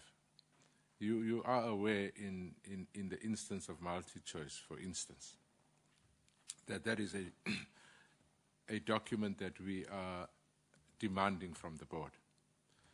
So I have no difficulty if we ask questions like what was the role of the board in the appointment, was there a board meeting to that effect, but the actual detail, that we discuss that detail when we have the report. But the role of the board, because they were board members, did it appear before the board? Do you recall us approving that type of thing? I will not rule out of order. But once we get into the nitty-gritty, I think we will be skating on thin ice because we don't have that document, for instance, to talk about. So I'm hoping that members at least bear with me with that one, and when we get the board and or the documents, we'd then be able to get into detail. Is that principle agreed upon? Thank you. So I will stop you or stop them from answering if we get close to that. I'm happy with that. Is it a process issue before we get into the detail? Okay, hold on. These are all process issues only. Okay, it'll be 1, 2, 3. I'd like to make a suggestion that given the number of questions I think all members have, that we allow members 5 minutes to ask back and forth like the advocate has just done, right? And when the 5 minutes is up, you move on to the next member. I think that way we'll get more clarity. It'll take 45 minutes. I've done the calculation, and if we have to cut into lunch, then we do so. But I honestly think that would be better than just asking 2 general questions. Thank you. All right. Talk to that process issue, Mr. Swartz and Mr. Matlango at this point. Swartz and then Matlango. We used that. No, it's a good suggestion, and I support it. We did it when we had the NPA appear before us in the Justice Committee. It was very helpful to engage one-on-one. I think 5 minutes is helpful. Chair, I just wanted to know the status of the statement, whether the leader of evidence is going to hand it in or not. Is it handed into evidence, or I just wanted that sense of clarity. Thank you, Chair. Chair. Only on process, eh? Yes. Okay. No, mine, Chair, has to do with what you raised when you started the meeting in the morning, to the effect that if there are those people who may be in our meeting who have questions to raise, they would. I thought you said they would be given an opportunity. So I would have thought before members come in, I think it would be fair that those individuals, if they are present, are given the opportunity. Honourable Koza. Chair, is there a specific reason why we don't have the supporting documentation? The annexures to the... Because it will be useful for us to refer to them. All right, let's deal with the annexures. That question was raised with us yesterday afternoon. It's a whole arch-lever file. It's a whole arch-lever file, certainly in this case. But if members really want to have them, we will run them. But we have all the annexures for committee records. We thought that if the board wanted the same, we would make it available to the board. But to make it available to all of us, might be costly. But if members insist, we could run it overnight. All right. And it seems like the suggestion of allowing 5 minutes is agreed upon, so we won't talk. So we won't talk on that one. Yes, he will respond to the statement. And of course, as we indicated earlier this morning, that members of the SABC board, if they wish to, members of the SABC board, if they wish to, will be allowed. Now, whether they are allowed first or last to respond, the suggestion is you are suggesting we allow them to respond first, if they are members of the board, and then us later. That's what you're suggesting, sir? That's what I was suggesting. Okay. All right. I mean, either way, we'll still all have our 5 minutes. And you know the reason why I wanted to do the board last, but we can change it, is because whilst we take 5 minutes, because I had a thought of the same idea, the balance of the time would allow them, it might be more than 5 minutes, but if we gave them only 5 minutes, it might, so I mean, either way, I don't have a problem. But I was not aware that there are members of the board that are present here at this meeting. There are. Are there board members that would want to, members of the board, meaning the CEO, the CFO, and the COO, because those are the executive members of the board, and Professor Maguve. Are any of those individuals present here? Or their legal representatives, but they are the ones that would lead, no, not the legal representatives. There's no SABC here. Thank you very much. Is that... I just don't want us to have a situation where people would say, you had made a commitment, you didn't give us. But if they're not here, they know that they're supposed to be here, so I think then it's in order. Right. Now that process issues are out of the way, I said we're going to learn as we go along. We're too tense, man. We really are too tense. Oh, you're relaxed. Okay. I'm not saying make a noise, but I just... Can we then have an indication of members? You will be given 5 minutes. Sorry, and ask your... Well, we'll get there. I beg your pardon, we'll get there. You'll be given 5 minutes, so you better prioritize your questions. We're not going to allow you to go over 5 minutes. If it's 1 question in 5 minutes, I'm comfortable. It's 10 questions in 5 minutes, I'm comfortable, but prioritize them. Advocate Vanara, what is the legal status of the statement that you were referring to? Chair, the statement is before the committee, and I would request that it be admitted as evidence before the inquiry, and it be marked as Annexure A1. Thank you. Together with annexures, one presumes as well. Happiness? Thank you. Indication of people that would want to participate, members? Everybody? Okay. All right.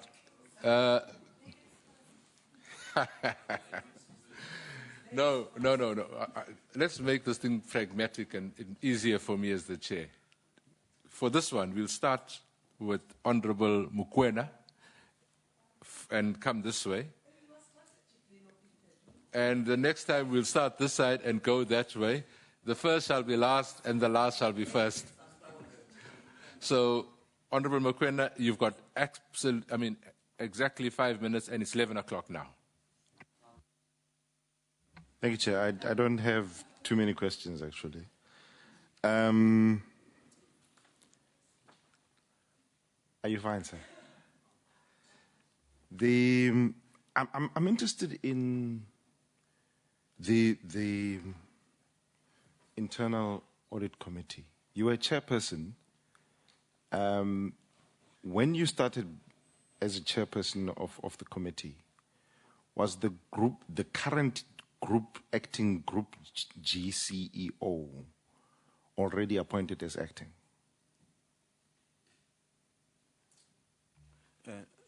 Not at all. Not that time.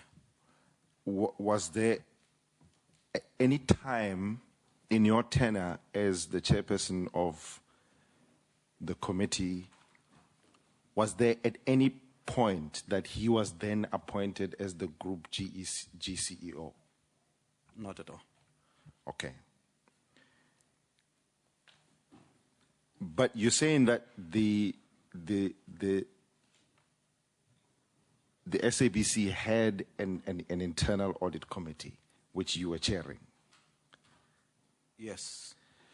Okay. The reason why I'm asking is because there was a statement made by the GCEO yesterday that there is no such a body at the SABC, that he doesn't know of any such a body. He said he said this on TV yesterday. So you're confirming that there is an internal audit committee, which the Auditor General also spoke of yesterday. Yes, you must understand, I think he was doing semantics because you were saying internal audit committee. They call it, I think, audit is audit committee.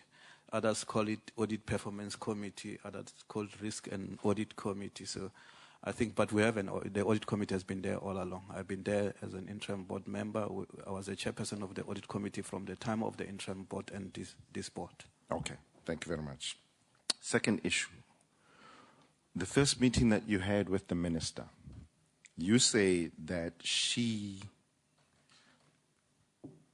suggested that the COO be appointed as permanent, as he had been acting for too long. At this point, were you in possession of the Public Protector's report? Yes. And then at the meeting, at the second meeting in which the COO was then appointed, in that night meeting that you said there was no agenda or you had been misled as to the agenda of the meeting, was the minister present at that meeting? The minister was not present at that meeting, but she was around the SABC. She was, I think, waiting somewhere. So she was at the SABC, but not at the meeting? Yes. Okay. When the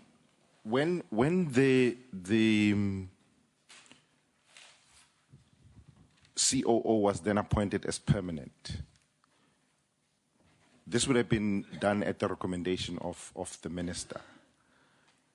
You were, I'm just confirming, in possession of the Public Protector's report at the time?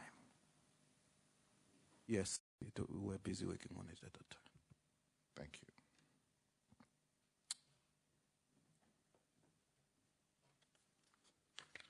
you. And then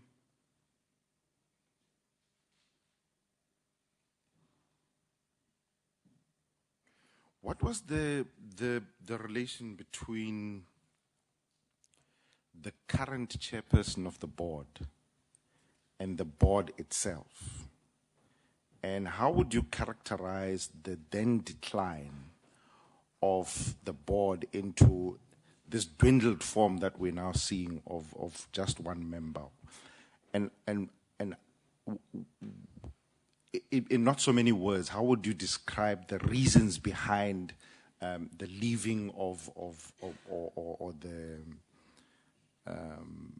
the dwindling of this board? So that's your last question. You've got 5 minutes. That's my last one. Yeah, absolutely. I think more we have to do with the governance issues, governance falling apart. I mean, that's why the disintegration of the board and the type of leadership which you have. Thank you. Because we're working as a team and nobody is doing personal, if there is a pressing question that because of practice you didn't, slip it through to one of your colleagues and negotiate with them to ask for it. Because we're working as a team. We're not working as political parties here. We will move to you, sir, and go to the back, and the ladies, and come this way and that way. Not me, Chair. Go to the back and then ladies. No, men, no. Your 5 minutes starts now, sir. Chair, thank you. Mr. Luisi, you were, I think you've already responded to the question that you were a member or you were the chair of the audit committee. One would assume that in line with King 3, you had several risks, risk management, a host of risk issues which speaks to governance that you had to deal with. And one would also assume that out of those you would have policy that are informed by the guideline that you find in King 3, something that would have been part of your direct responsibility, both as member of the risk committee as well as the chair. Just a confirmation. Yes, we had done risk analysis was done, and there were risk registers. They were there. And you are aware that risk management is not a bottom-up, but it's a top-down approach. There are two types. I would say that the board can set the tone, but there are strategic risks which are the responsibility of the board, and the operational risk is for management to handle. Yes, that's execution, but the dictate comes from the board. As a board, we give the tone, and we have our own. The strategic risks are the board's responsibility. And SABC board had put all those risk indicators that it needed to be looking at and making sure that it remains on its radar screen. Yes, there were identified risks. Yes, they were there. The things that you have raised as you said the collapse or the lapse or the fall of governance. Just don't remember the name that you used. Had you identified those things in advance as the risk committee and advised the board about it? I wouldn't be sure what is the top 10 risks, but I mean, obviously the governance review is a good governance practice. The board needs to have those reviews of independent directors and the committees. You have to do that on an annual basis. It's a standard, acceptable practice, a good practice, basically what I can say. No, there are specific matters. Look, you were not, there was a board before you, a risk committee before you, your time. There are things that in the previous board you would have picked up that you needed to look at during your tenure. Were there any risk during your tenure looked at which had occurred during the previous board period? Yeah. To which you had advised the board about them?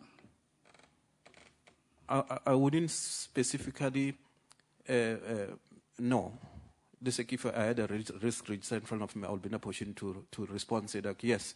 But governance obviously was an issue at SABC. It has always been an issue. So, and I think the reason why that governance review was presented to both the interim board and the new board, it was through it was the belief that those things will be useful to the board as such. But what I'm saying is that for us as a board, saying that we are a risk to SABC, I don't think we might have classified ourselves. No, I've not said that. Yes, but one would think that when governance fall... Last question, sir. Okay. You would have... I mean, those things would have been very crucial, including the board members, including external players. One would have thought that some of those things you'd have picked up and advised the board about them. I'm very much convinced that the board was aware of that. And I think the previous board, it was fortunate some of the members of the interim board became in the permanent board. That is why the same chairperson moved as an interim to the permanent. She has raised it. She has asked the service provider to come and make a presentation to this board of that report. And we have started a process of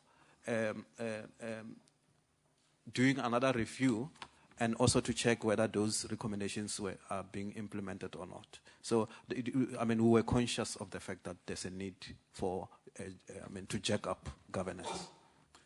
Honourable Swart? No. Is my time over? Yes, long time. Honourable Swart? Thank you. Thank you, Chairperson. Thank you, Mr. Luisi. I just want to take you directly to the meeting. Just to confirm, you were appointed in March 2013, and around about July 2014, you had the meeting with the Minister, where certain issues were raised about the appointment, the permanent appointment of Mr. Motsoeneng, and there were some concerns raised by the Minister that board members had certain problems. And at that, on paragraph 15 of your statement, during discussions at board meetings, that's you, was seen to be one of the members favouring implementation of the Public Protector's recommendations that steps be taken against Mr. Motsoeneng because he was alleged to have misled the SABC. Then, suddenly after that, it appears that the issues of conflict of interest were raised. Was it not strange to you that those issues were never ever raised before, you having been appointed since March 2013? And would it be correct to assume that it was only because you opposed the implementation of the Public Protector's report that the issues of the conflict of interest were raised? No, it didn't surprise me. I knew why it was raised. That just to do with the appointment and Public Protector's report. So I was not surprised. I knew why it was.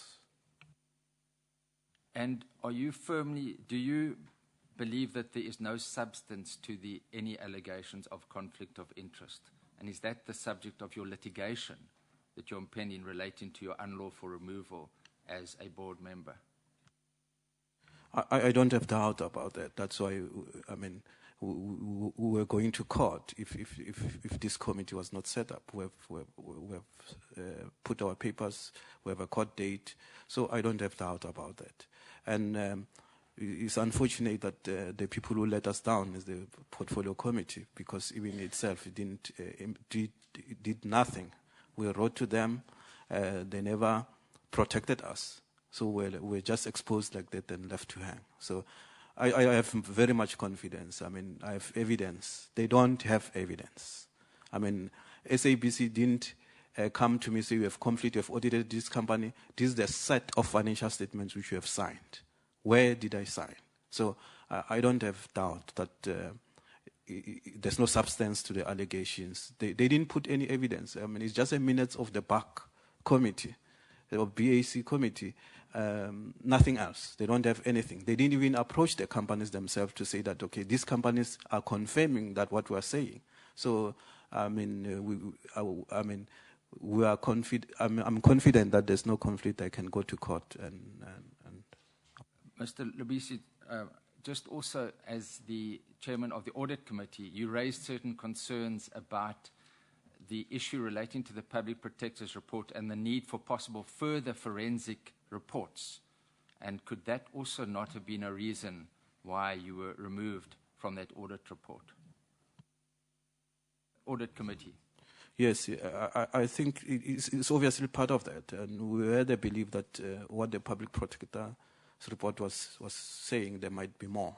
So we wanted to look at that, especially in case of the unauthorized irregular expenditures, we wanted to look at those things. Thank you. Lastly, Mr. Luisi. The last question. Yes. The issue relating to the legal opinion as to the minister's power to remove you as a board member, and the portfolio committee, who you indicated didn't assist you then, the previous portfolio committee, but there's obviously a difference in legal approach, and you attach that legal opinion to your documents, where it's clear that there's a difference between the minister's view and Parliament's view, where we say it's the National Assembly and President that can remove a member of the board and not the minister. Would you comment on that, please? I mean, that is our view. I mean, our view is that we have not been appointed by a board. We have been appointed by the president. So only the president can. It's logical that the president have to remove you through the recommendation of the National Assembly. So that's our view, because the appointment goes like that. The way the appointment is done. Sir. Thank you, sir. Honourable Khosa, now we're going to come from the back. Your 5 minutes starts now. Okay, thank you very much, Chair. Mr. Luisi, I just want you to clarify quickly for me. In paragraph 6 of your statement, you are making reference to the dissolution of the board. How many members were remaining at the time when it was dissolved? Yeah, I'm talking about the Ngubane board here. I think all of them resigned, and then an interim board There was not a single one left. No, all of them resigned. Okay, thank you. The next question is the relationship between the qualifications of the former chair of the board and the findings of the public protector. Is there any relationship to you towards the attitude that was adopted by the board towards the remedial action of the public protector? I wouldn't link the two, because the similarities that, the acting at that point was alleged not to have fake qualifications, to have claimed to have qualifications, and the previous chairperson had the similar problems. So obviously, if we are swimming in the same pot, we'll defend each other. Thank you. Now, yesterday we heard the evidence that was given by the Auditor General, which was very damning.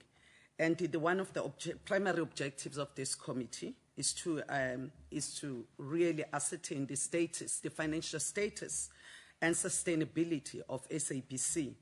Now, you are a chartered accountant and you are a former member of SABC board who presided as the chairman of the audit committee and member of human resources committee. How would you characterize the financial position and management of SABC? Especially, I want you to comment specifically on the quality of the information, because as the chairman of the audit committee, there were possibly contracts, there were some information that would have come to you, and if you could comment on that, sir. I think there's no problem with the quality. I think a lot of work has been done. If you look at it, by the time, I think for the 2 years, the organization had a disclaimer opinion, which was one of the worst.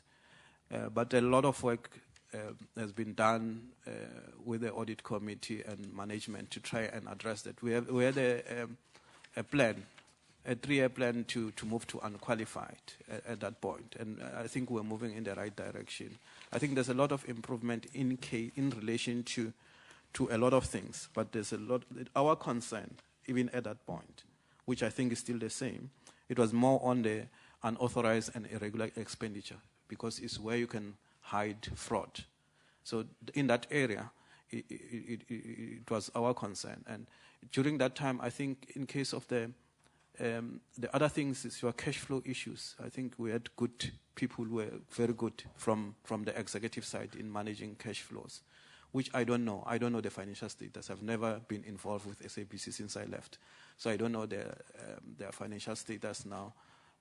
I can't comment on the current state. But the state which we inherited, when SABC was coming from a difficult financial position, the cash flow was a very big issue at that time, which I think if finances are not managed properly, that will still remain the same. And you can get a position where it collapses altogether if it's not watched properly. Anyway, I can tell you that from the AG's report, that situation is retrogressing, because 2014-2015 there was improvement. We're absolutely correct from the prior year, but 2015-2016 that position is retrogressing. The irregular expenditure increased, and the reliability of information, the AG said it leaves much to be desired. But that's not for you. The other thing that I need to know from you, there is a... That will be the last one, to know that there is absence of performance management system. How were management bonuses determined in the absence of the performance management system? And finally, the heavy reliance on SABC, on consultants, points to the weak internal controls, and you were the auditor at the time. Or what is your view on that? And yeah, if you could comment on that, please. Thank you. Okay, in relation to the use of consultants, yes, we have used consultants a lot, especially in the finance area during the time. And we had a plan, if you can go through the minutes of the audit committee, of capacitating the finance division, because there were a lot of vacancies. So some things couldn't happen because of the internal controls were falling apart because there were no warm bodies to implement them. And then we had a plan where we were insisting that management must fill the positions, and we even provided a specific a budget for them to do that. So when I left, there was a huge process of trying to replace the consultants with the internal staff. So that process was on. I don't know if it stops or the situation is still the same. But we didn't anticipate it to be the same. That's the reason why we had a plan that the finance must be prioritized in case of filling position, because it's where the engine of the whole organization is. If it collapses, the organization will collapse. Thank you very much, sir. Honorable Oliwe. No. Yeah, but no, I'm saying we can ask it, but otherwise we're going to be inconsistent. All right, but I think jot it down, because we will, if it's an important question. I mean, we're not going to be dogmatic, but jot it down. Otherwise, we'll just become inconsistent and destabilize. Loliwe? Thanks, Chair. Mr. Luisi, whilst you were a board member, was it a common practice to absorb those who have acted in positions for a long time? And how is long determined? The other... Oh, sorry.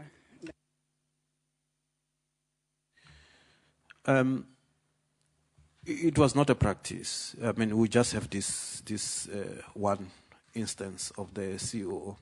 But it's very important to mention that subsequent, before I left, we had a problem because, as I said, that there are structural issues there. Who appoints who in case of the executives? Previously, the board used to appoint the executives, but I think the memorandum of incorporation was changed, and now executives were appointing themselves, and the board was not involved. And it became a problem because positions were no more advertised, and people were just appointed without advertisement being done. I think that is a practice which has happened subsequent to my departure. In your statement in paragraph 19, you are alluding to the fact that the inputs of the minister were not audible. Is there any other form of evidence that you have of what was said by the minister in the meeting when the transcripts were not audible? You must understand that I'm saying that based on the transcript which I got from SABC. It's not the tape which I listened. I asked them for the transcript because I had concerns. You still remember that I say they were making allegations. So I wanted to listen to them and hear what was the response of the minister in relation to that. That was the reason why. And the transcript is there in the documentation there. You will see yourself. Where the minister speaks, you can't hear her only, but you can hear anyone else. So I'm alleging. You are further indicating somewhere in your statement, sorry that I did not indicate the paragraph, that decisions were taken without proper documents. Did you challenge this whilst you were still a board member? Yes, we challenge it a lot. That's why we're taken out. The last question I have for you is to say, how many board members heeded the call of the minister, which is captured in paragraph 22, where she was saying you must respond to your conscience and resign if people are leaking information? How many board members heeded to this call? I think you must have a background of it also. I'm sorry, I have to give you a little bit of a background. The minister wrote us letters, not all of us, not all the board members. It was specific board members. Her team was left aside. So there were some of us who Please don't lose me. Who are those in her team and who are those not in her team?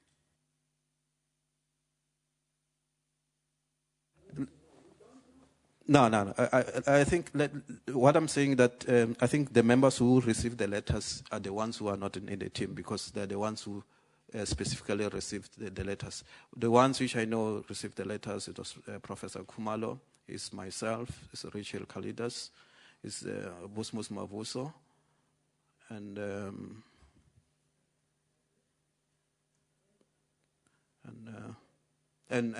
comrades Elites Zinde, and I think the 5 of us, the people whom I remember received the letters. Time up. Thank you, Honourable Waters. Thank you, Chair.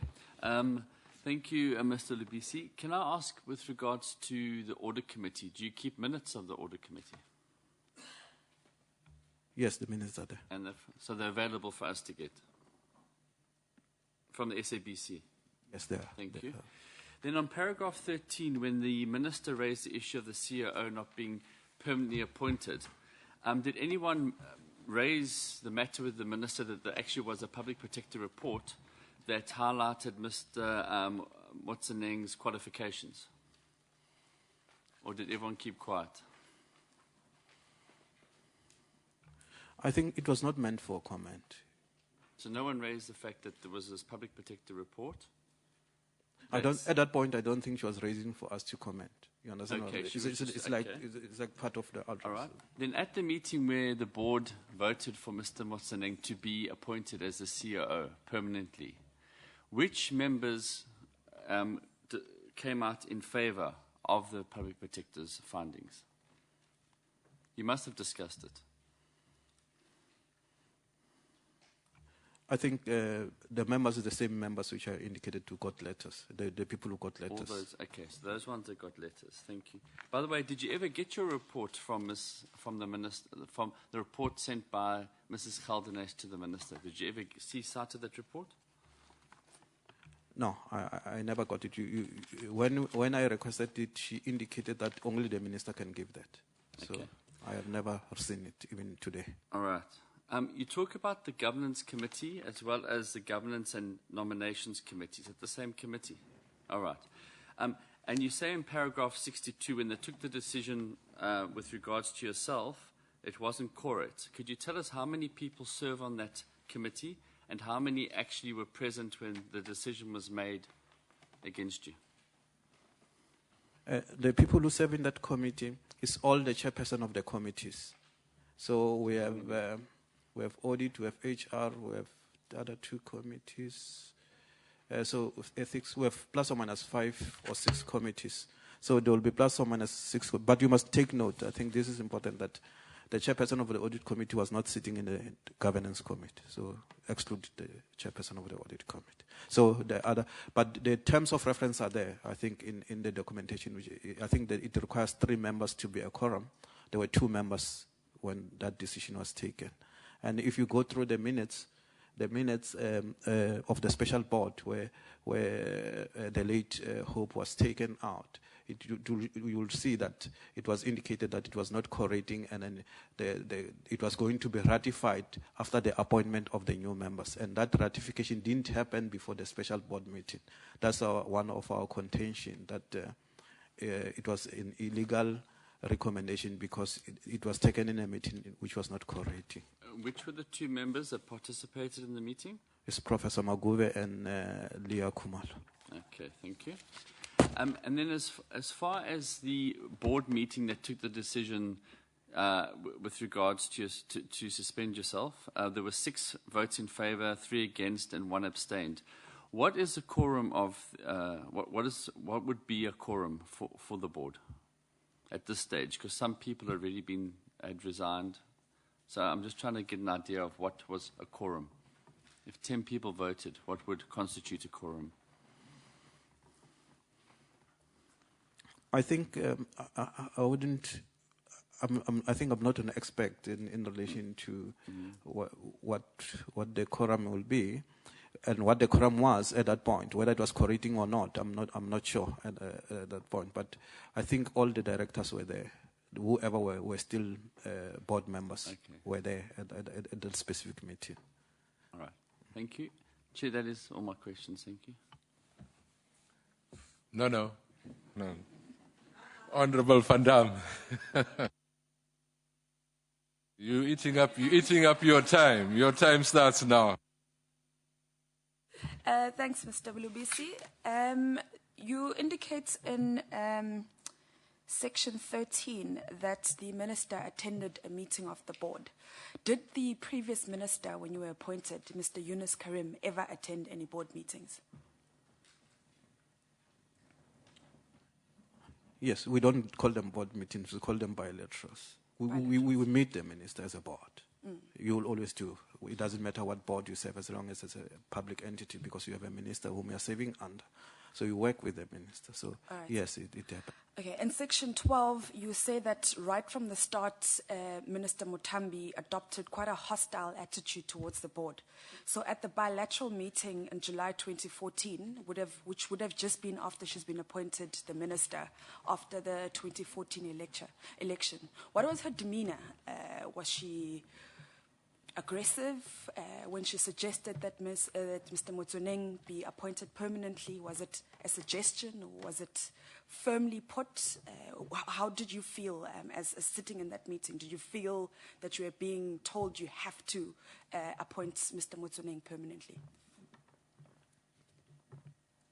No, honestly, I took it as a comment. I thought it was not going to happen. It will never happen. I mean, I took it as a comment that is, have you? What was her demeanor? No, I don't think it was hostile.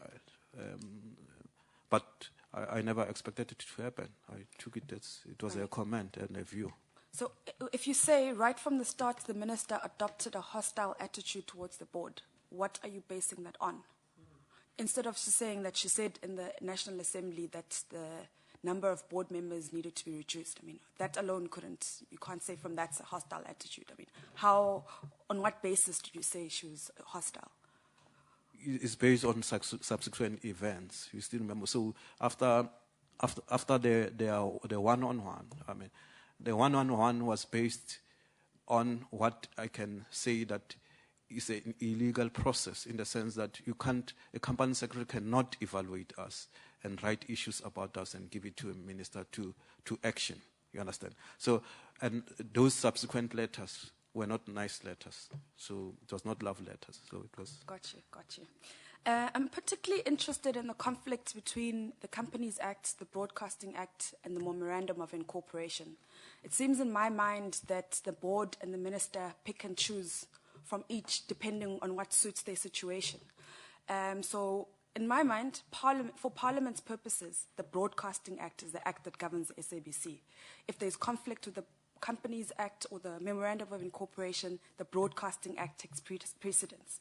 So when you were dismissed in terms of the Companies Act and not the Broadcasting Act, which required a process in Parliament and then for the President to then dismiss you. What was the view when you raised this with the Minister and the rest of the board? I know that there was a legal opinion from Parliament which stated that your removal in terms of the Companies Act was wrong and it needed to happen in terms of the Broadcasting Act. So in your conversations or correspondence with the minister and the board, what view did they express about your dismissal using the Companies Act and not the Broadcasting Act? I think it will be very important for you to go through the letters which the ministers wrote to us. There were 2 or 3. The first one was saying that we must listen to our conscience and resign. And then the second one was saying that we must give reasons why we should not be taken out as board members. If that means if the reasons were not acceptable, an inquiry was going to be set up. So I think in my statements you realize that I've said that, okay, the minister acknowledged at a certain point that she can't remove us. I think if you go through the letters, so she acknowledged that she can't remove us. But I think that process of the minister trying to take us stopped at a certain point. And now it was delegated to Magove to take us out. And that's how I view it. And then Magove now chasing us with it. Magove's letters start coming now. And then we were taken out subsequently. So there was a process. I have a strongest belief that we were targeted from the beginning. That's the reason that was the first meeting which we were attacked. And then it didn't take long for us to be taken out. So it was a process. Thank you, sir. Last one. No. I'm just the messenger. We'll sharpen our questioning technique by the end of the time. Honorable Chauke. I'm not going to ask you a lot of questions. I'm going to ask you to speak on the issues I'm going to ask you. One question, nothing else. But the 4 minutes will cover the rest of your response. Your understanding of remedial actions, the remedial actions of the public protector, because you're saying that the reason that you are taken out is because wanting to implement the findings. Can you share with this committee your understanding and what were those issues, together with the issues which were identified by the Auditor General, because we are dealing with, we are the chairperson of the internal audit committee. Can you share with the committee what were the issues that were identified and what was your position as the internal audit committee with regard to those issues? What was your position on those issues? Can you just share with us? Okay, my position in relation to the recommendation, the issues were more HR orientated. Lying about qualifications, salary increases without a process, appointment of people without processes. So 90%, I can say, were more HR orientated. And I think it would be very good to get the minutes of the HR committee, the recommendation which the HR committee made to the board, because each committee was given a mandate to recommend. And then our recommendation is very simple, that there should be a disciplinary process. I mean, that was the only thing which you needed for the acting chief operation officer. That was the only one of the biggest remedies. And anything which was flowing from the recommendation, most of them has to do with him. So if you run that disciplinary process, you'll be in a position to resolve some of the issues which has to do. The only challenge with the recommendation which we had as an audit committee,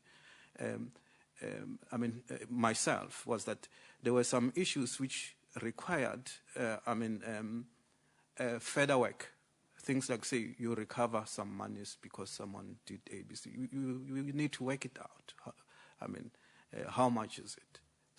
So before you do the disciplinary processes, there are some processes which I think needed to be done to sharpen the evidence which you need to present at the disciplinary hearings. And the processes, how legal is it to recover those? The legality so there are some work which I think needed to implement some of them. But there were some which were straightforward. You lie about qualification. You understand what I'm trying to say? So that's the reason why you dissected it to the different committees so that they can interrogate it and come with a detail. So that's my view. But the key thing is that there should be disciplinary consequence management for whoever was involved in the process. That's the short answer. Honourable Keelan.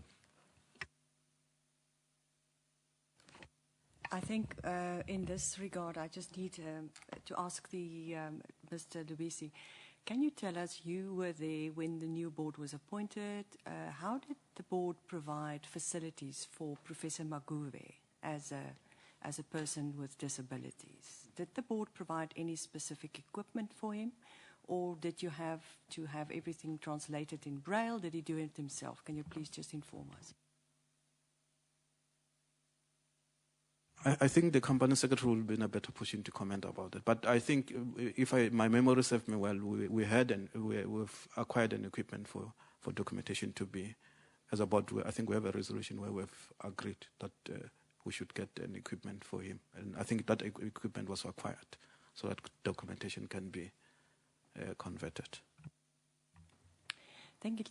Secondly, Chair, the Public Protector released a report in February, and the meeting with the Minister when the COO was appointed took place in July of the same year. When first was the Public Protector's report tabled? You indicated that it went to different subcommittees, but when was it formally tabled in the board? Can you perhaps recall that? Was it an ordinary meeting, or was there a special meeting called for that purpose? I don't remember as to when.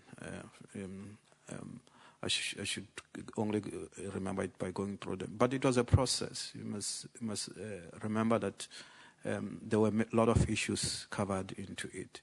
And I think the issue of splitting it into different committees was the best one, that it received the necessary attention. And you must remember that the board is not sitting there there's quarterly meetings. You have special meetings only if it's necessary here and there. So I can't remember exactly as to when, but it was a process. It was a process. During that time when the minister came in, the process was not yet finalized at that point. And the committees haven't finalized their work, and it was in progress. Just clarity, you said that you had this bilateral. Was the bilateral called by the Office of the Minister, and was it then converted into a special board meeting, or how did it take place? Did the meeting first take place and thereafter there was a bilateral with the Minister? How did it in practice work? And did she at that stage say that you need to appoint the acting COO permanently?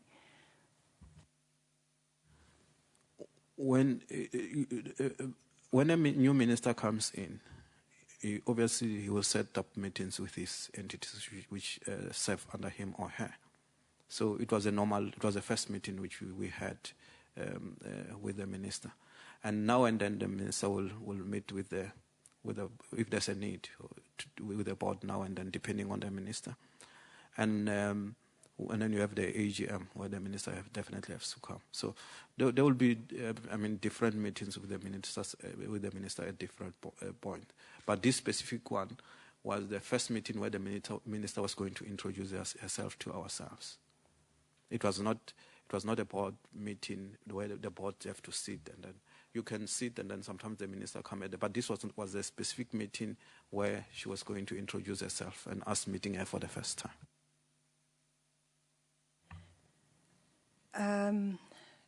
So it was not at that July meeting with her that you actually went ahead to appoint the acting COO permanently? No. The July meeting was the introduction of the minister. And then subsequent to that, this special board meeting was called. The minister was not part of that meeting, the special board.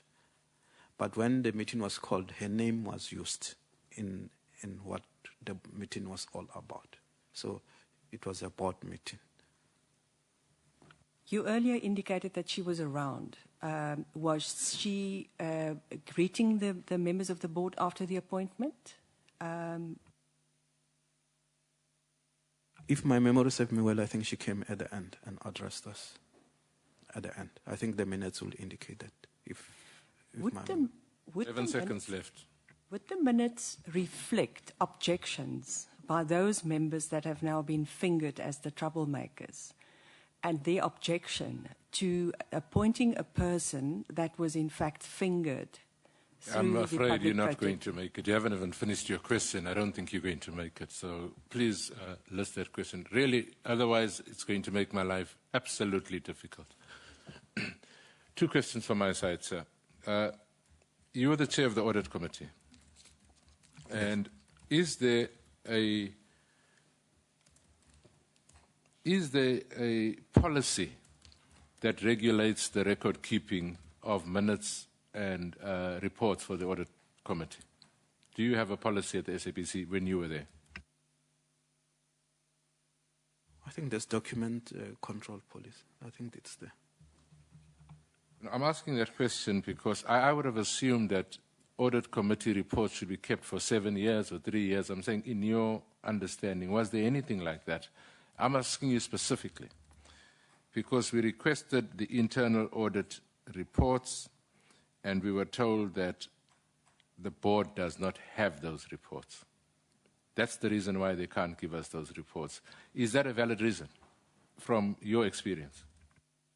No, I think record keeping is well done there. There's audios, all meetings are recorded, and all minutes are minuted, and all minutes are electronically sent to the members of the committees and if it's a board meeting. So I think that there's proper record keeping. All the committee meetings are there.